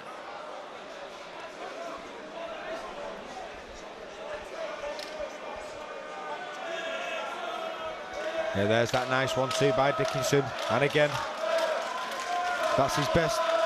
They're his best shots, and he's just seemed to throw more and more and more of them as this fight's progressed. And when Stafford's work rate dropped off in round 6 and 7, he took that to his full advantage.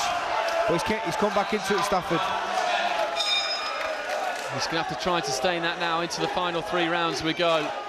And it really is into the hurt locker for Mike Stafford. He is carrying that injury to the right arm, we know that.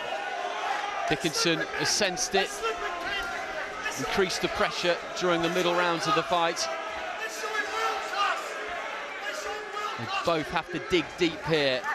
As we've said, he's been the distance in his last 3 fights. One of them 10 rounds against Askin, 2 12 rounds against McPhilbin and against Dolan.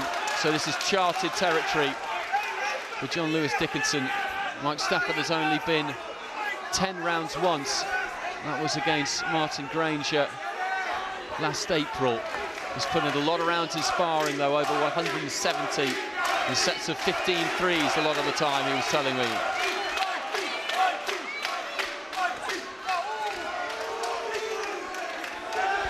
He has thrown that right hand a lot more over the last 2-3 rounds, so maybe he's feeling slightly better. Well, he's never taken a backward step. We didn't expect him to. We didn't expect either of them to.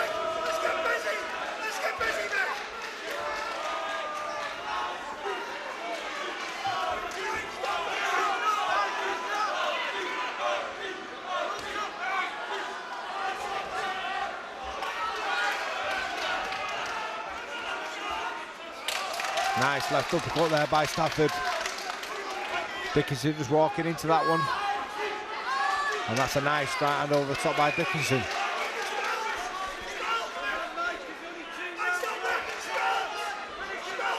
Stafford, he was looking a little bit wary 3 or 4 rounds ago as he went back to his corner. Maybe has just found a little bit of a second wind, but Dickinson himself digging deep.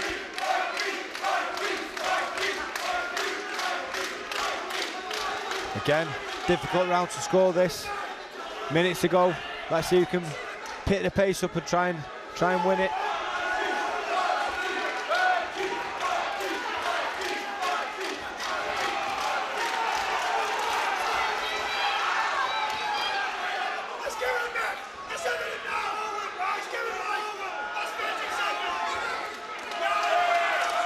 Punches put together there by Stafford, manages to move out of range and then fires a couple back into the body. They're not really discouraging Dickinson, who's continuing to come forward.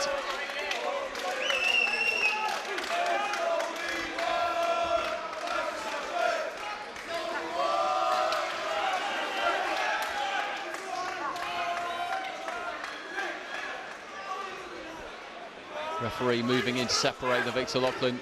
Been quite a straightforward fight for him to officiate so far. End of the 10th round, the final 2 coming up after this.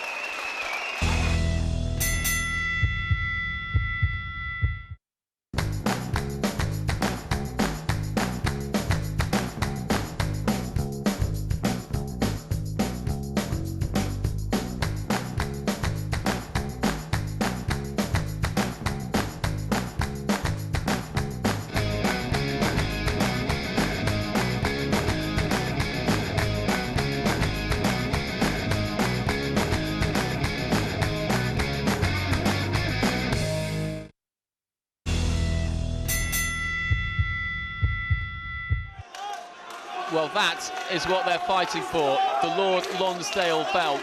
Possibly the most famous, most recognisable belt in all of world boxing, the original belt. You want one of those, Jamie? Certainly do. Only person from Salford ever to have older one. So I'm very proud of that.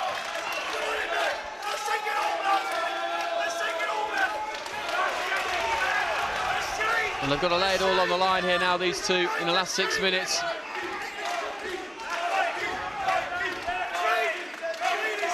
At the moment, you've got a 4-point advantage to John Lewis Dickinson, Jamie. Last couple of rounds, a little bit closer, I think you've scored. Yeah, I've struggled to separate them in the last 2 rounds. They both had the successes. Stafford's upped his work rate again. But he needs a knockout on my card to get on the scorecards, or a couple of knockdowns.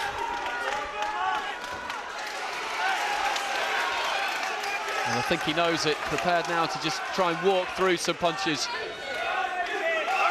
to land his own. He's got great travelling support staff, and he really has.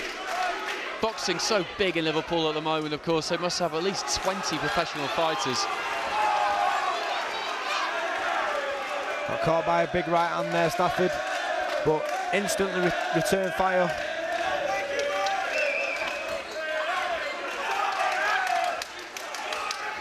And he's just trying to walk through the punches now, Stafford, to let his own go.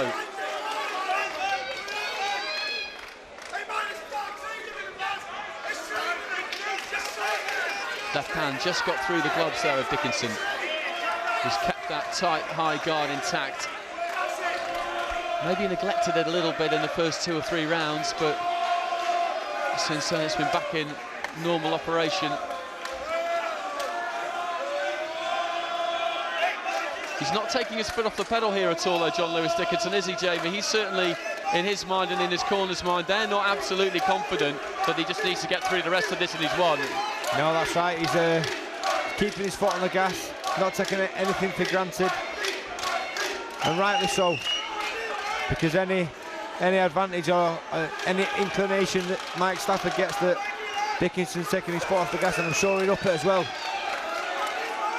But Dickinson, with his last 2-3 fights going 12 rounds, you know, he'll be well conditioned and he's got good experience navigating 12 rounds, so this is standing him in good stead.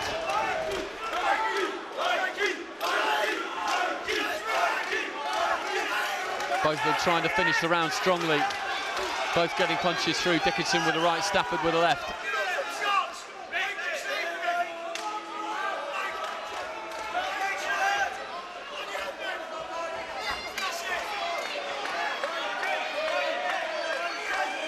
Heads almost coming together there as the corners get ready to step in and prepare their fighters for the final 3 minutes. The final round of this 12-round fight, the Lonsdale belt on the line, the British Cruiserweight title. It's in his possession at the moment. And unless Mike Stafford could pull something fairly spectacular out of the bag in these final 3 minutes, then you'd say that that is where it is staying.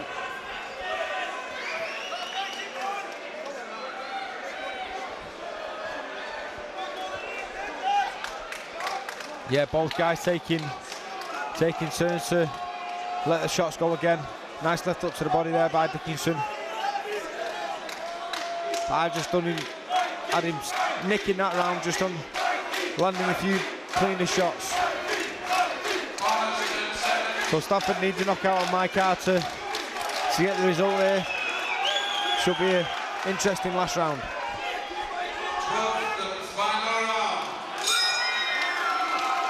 Well, the fighters touch gloves in the centre of the ring. And then Stafford goes straight into it, head down. Fairly unsophisticated approach at the start of the 12th round. But he's got to try anything he can in there, anything that might work for him to throw Dickinson off his stride just for a split second. And see if he can make it count. If you were in Dickinson's corner in that minute between rounds, Jamie, what would you have told him? Just stay away? I'd have told him to establish the jab. You know, as I said, Stafford's going to come flying out at you, you know, try and win this last round, so let him walk onto the shots.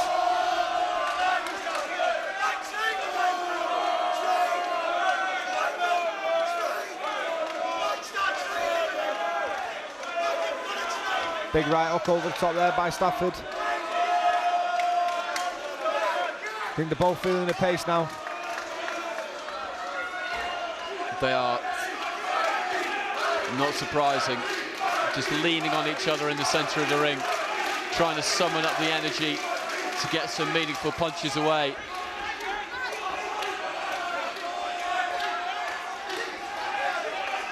Nice left hook to the body by Stafford. And it's a sign of just how durable these two are, that neither has really been in any serious trouble as a result of the other fighter's work. You could argue that Stafford's power has been taken away by the problem he's had with his right arm, which he certainly did have during the middle rounds at least. It'd be interesting to hear what he's got to say about that afterwards. He won't make any excuses, but facts are facts, and if you've got a problem, then it does affect you. Yeah, I think, you know, I've no doubt he was in pain in the middle rounds. I think it affected him mentally as well. I think it took him a couple of rounds to overcome those mental demons, and then he came back into the fight. But I think overall, you've got to say, John Lewis Dickinson has done a good job of containing Stafford. You know, he's outworked him. Even though he's been very, very competitive, he's always been that little step ahead. And Southport man now with just over 30 seconds to try and wrest this title away from Dickinson.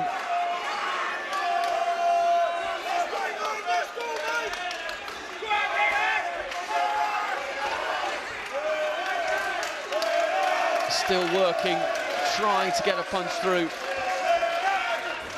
But I think when the final bell goes, the home crowd will be very confident that their man is going to get this decision. The Stafford fans behind us have never stopped singing and dancing all the way through.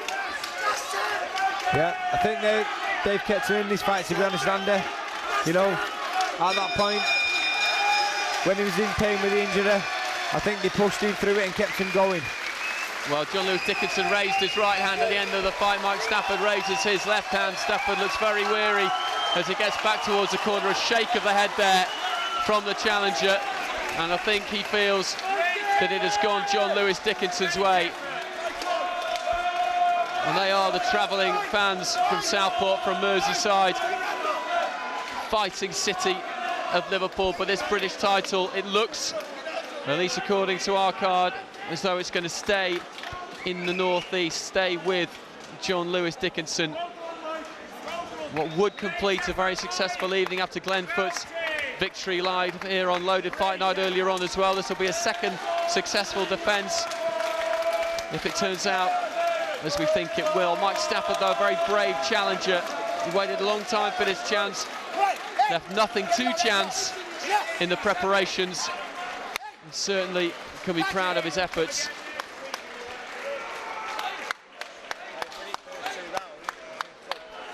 Carlin standing just above us. And Stafford has a quick word with Ronnie Rowe. Travis Dickinson in the ring as well. It's all smiles from the Dickinson camp. Frank Maloney as well, just having a quick word with his man. Wondering maybe what will be next for him. It was a brave challenge from Mike Stafford, but it's a second successful defence now for Dickinson. Maybe the winner of China Clark and Matty Askin tomorrow night for that English title could meet the winner of this one. And then possibly he will look further afield. European champion Maciej Masternak at the moment. Different champions, WBC, WBA, IBF and WBO level. How far can he go? The boy from Birtley. Victor Loughlin standing in centre ring as the scores from the three judges have been collected. And just looking at Mike Stafford's bicep there, Andy, it looks like it's up his arm a little bit.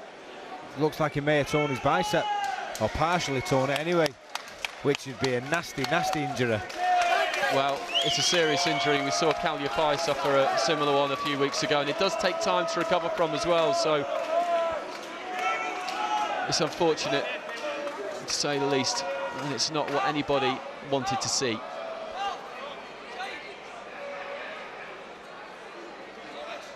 Craig Stephen, our MC, just leaning over the ropes, away to our left-hand side, collecting those final scorecards. Not absolutely sure what the delay is here.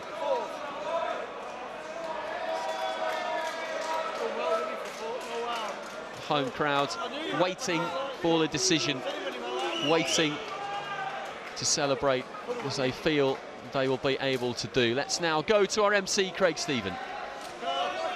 Ladies and gentlemen, before we declare the result, once again, please, your appreciation for both boxers in the ring.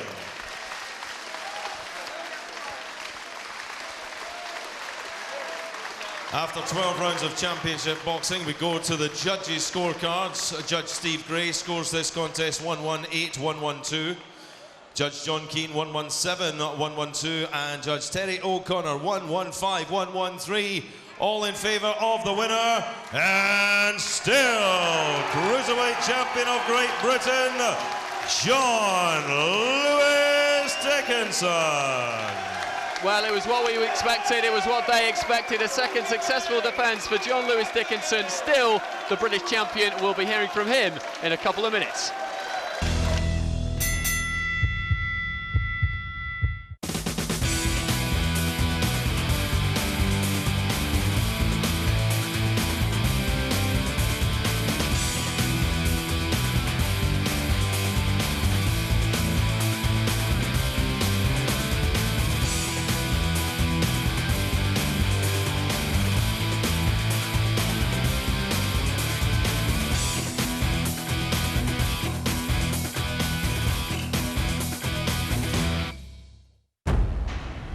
In the immortal words of Jay-Z, whatever deity may guide my life,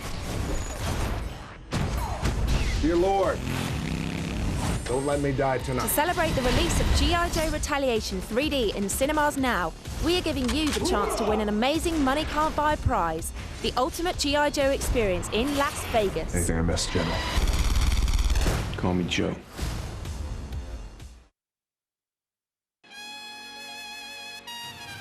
Well, go on. Obviously, a man like me's got bare creps, and when I'm raving, I don't worry about my creps getting mash up. This is the ting, yeah? Crep Protect. Ultimate in rain and stain repellent. 2 coats of dirt is done. Nothing's gonna stop me cutting my shapes tonight.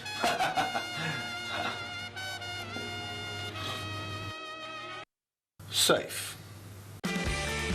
In this month's bumper edition of Loaded Magazine, Keith Lemon talks about Celebrity Juice, his debut film and his love for the ladies. Macca takes a look at David Beckham's illustrious career on and off the pitch. This is England's Stephen Graham chats about working with Scorsese and DiCaprio.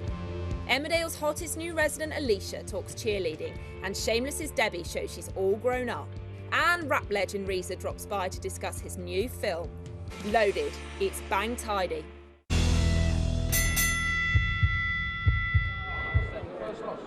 Welcome back to Loaded Fight Night, sponsored by Britannia Boxing Equipment, where we have the two combatants. Congratulations, John Lewis Dickinson, a defence of that Cruiserweight title. How's it feel? Yeah, I obviously over the moon, you know, like defending the belt. I was just saying before, the fight was nearly off this week. I only threw a punch yesterday. I got hit in the chest, and you can see the bruising still there. Like, obviously, I nearly pulled out on Monday, and I thought, leave it. And like I say, I only threw punches yesterday on the pads. So maybe it's affected my performance a little bit, you know what I mean? I mean, it was sore from the halfway point. But respect to Mike, obviously, put up a great fight. And I thought it was all right for the fans, you know what I mean? Obviously a hard competitive fight. I felt, like I say, chest started hurting midway point. I felt really strong in the first half, and that showed, but it slowly started hurting, and that's what happens, keeping it long right hands, it was just sore, you know. You had a problem there, but Mike, you seemed to hurt your arm in the 4th round, which meant that you weren't doing a lot with it in the latter stages. No, I mean, what happened was I know I lost the first round, and second was close, and I thought I pulled it back in the fourth. I threw it over and right caught him, and I just felt like a ping on here. And every time I threw it in the fifth and the sixth, it just kept pinging. And I said to Carl, you know, I've snapped it. I know I've torn my bicep with me. You see it on the camera, it's completely gone. Yeah, I'm disappointed. I just think I maybe lacked a little bit of experience over the 12 rounds as well. And, you know, I'll come back stronger. John's a great champion. I know you two had sparred before, but anyway, what's next for you, John? Obviously, I think there's a mandatory opponent, but that's something that I need to discuss with Frank. And then, quick word on that one, Frank. Yeah, there's a mandatory next fight. I know his manager was here to watch it, so we'll start talking over the next couple of weeks to try and make the fight, save from going to purse bids. But you know, this was a tough fight. Both boys put up a good performance, and John deserves a bit of a rest because he's been quite busy. Well, fair enough. You have been busy. Thanks, Frank. Now, of course, not just the only action. We had Glenford a little bit earlier, and of course the two guys doing battle. But a little bit earlier on, there was a return from Middlesbrough's former Commonwealth featherweight champion, Paul Truscott. We joined it against Sander Gatz at the start of round 5. He started fast and has got progressively faster as the fight's gone on. So yeah, it looks like he's put the work in, and the rest has done him good. Can he provide the finish here, though, and get Rax out of there, get another stoppage win on that record? 3 currently from 18 wins. 21 fights in total, 3 defeats. One of them against Buckland just over a year ago, the other 2 against John Simpson. As he looks to get back on the title trail, Rax almost ushering him in there as he's caught in the corner. Yeah, he seems to have neglected the body a little bit since his early success, Truscott, and you know, really this is the stage in the fight where you'd want to probably switch downstairs even more. You know, you can see Rax is getting tired, and I'm sure with a few solid body shots he'd be looking for the exit.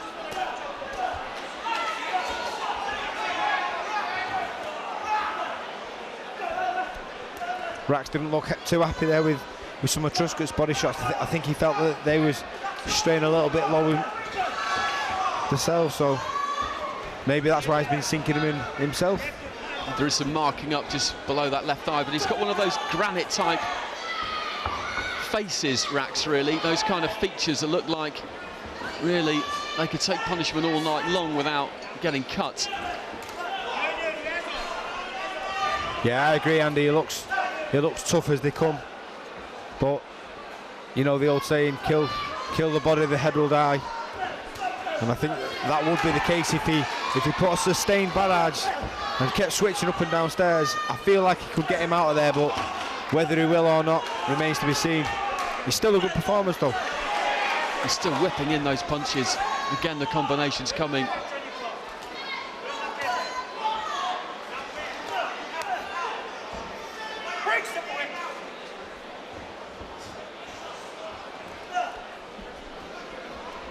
One of the corner men away to our right-hand side there in Rax's corner was just handling the towel with a little bit of interest.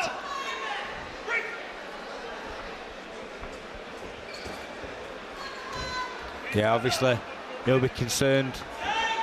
You know, the lack of shots coming back now from Rax, and also Truscott seems to have upped it again in this, you know, towards the end of this round. Well, as we speak, Rax starts letting some shots go to finish the round. Little flurry there from the Hungarian just to keep Truscott off, and then he walks straight into a really nice right hand right on the bell. Took it very, very well as he just wanders back towards his corner. Truscott again with more impressive work in that 5th round. As you said, Jamie, it does look very nice and sharp, and there's no sign of that tempo dropping really either. No, there's not. I mean, one round to go, and I'm sure Rax will be able to see the finishing line now, so I'm sure he'll get through this round, but you know, at the same time, Truscott should finish strong. Has a little bit around the back of the head there, but it's a lovely 1-2 over the top there. Great shots.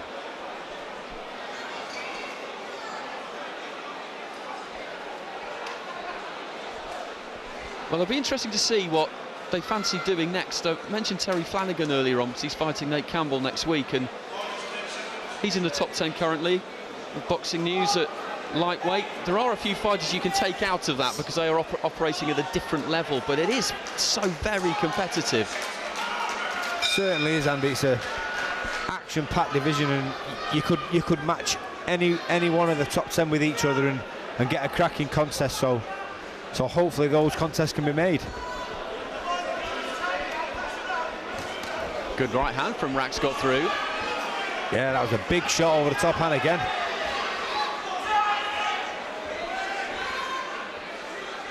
Certainly the two heaviest punches he's landed in the fight so far. He has thrown plenty. It's just that none have really got through, apart from those two. Seemed to catch Truscott almost a bit by surprise. They were that obvious. Yeah, they were clean shots, but you know, Truscott took them well. He didn't flinch, so doesn't seem like Rax punches that hard, but just got to be careful.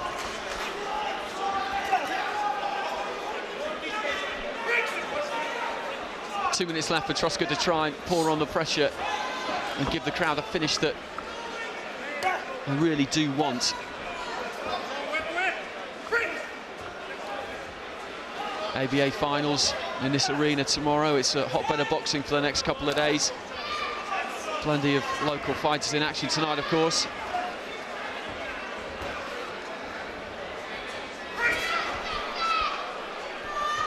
Yeah, Rax just fiddling his way through this fight now. A minute and a half left, and he just seems to be holding it every opportunity now. As I said before, hits him on a break there. Truscott far from happy with that, and that really was low, and Truscott reacted immediately. Rax just continued boxing as Mark Curry tried to get between the two of them and separate them. And he said he was fiddling his way through the fight to the end. That was a bit more than a fiddle he had there. Certainly was. I mean, exact same situation as last time. He hit him with a low shot, and as soon as Truscott lowered his hands, he let a big one go. I'm sure Truscott's going to find some energy now to finish strong and try and put the pressure on Rax now. Dealt with that well, referee Mark Curry. We're near the end of the fight. He has taken a point from him already. There's no doubt about who's going to win this. I'm not saying that illegal punches should go unpunished, although Rax had a look at the referee himself there. I think he felt that the left from Truscott was a bit low. Yeah, it was borderline. It was on the waistband, but I feel Rax has been letting his own low shots go because he feels that Truscott's have been low, but you know, they are borderline. Well, into the last few seconds of the fight, it's going to be a 19th professional win for Paul Truscott. Of that there is no doubt. There's been a lot of good, clean work from him. Out of the ring for a long time after a disappointing night in Sheffield just over a year ago. And the crowd give him a good hand. And applause as well for Sandor Rax, who put up a good fight there. He looks at one stage as though maybe he didn't fancy it for too much longer, but he's stuck in there. Yeah, that will have done Truscott the world of good. You know, a good 6-round workout against an awkward opponent. You know, his game, he let his own shots go. Oh, that was a very, very low blow. That wasn't a bad left hook either if it was a legal shot. Well, Paul Truscott coming out a unanimous winner in that one, 60 points to 53. But overall, Jamie, it's been a good night for the North East local heroes with Glenn Foote, John Lewis Dickinson coming up trumps. Your thoughts on the main event? Yeah, interesting contest. Thought Stafford started the fight well. Won the first couple of rounds. Dickinson took over a little bit in the third and fourth, and then obviously Stafford injured his bicep, and it changed the way the fight panned out. Then I think he took a little, he fought off the gas, and then obviously Dickinson took over. Well, remember, we are back. Loaded Fight Night, sponsored by Britannia Boxing Equipment. Your call, May the 24th, and we could have interesting news regarding Jamie McDonald.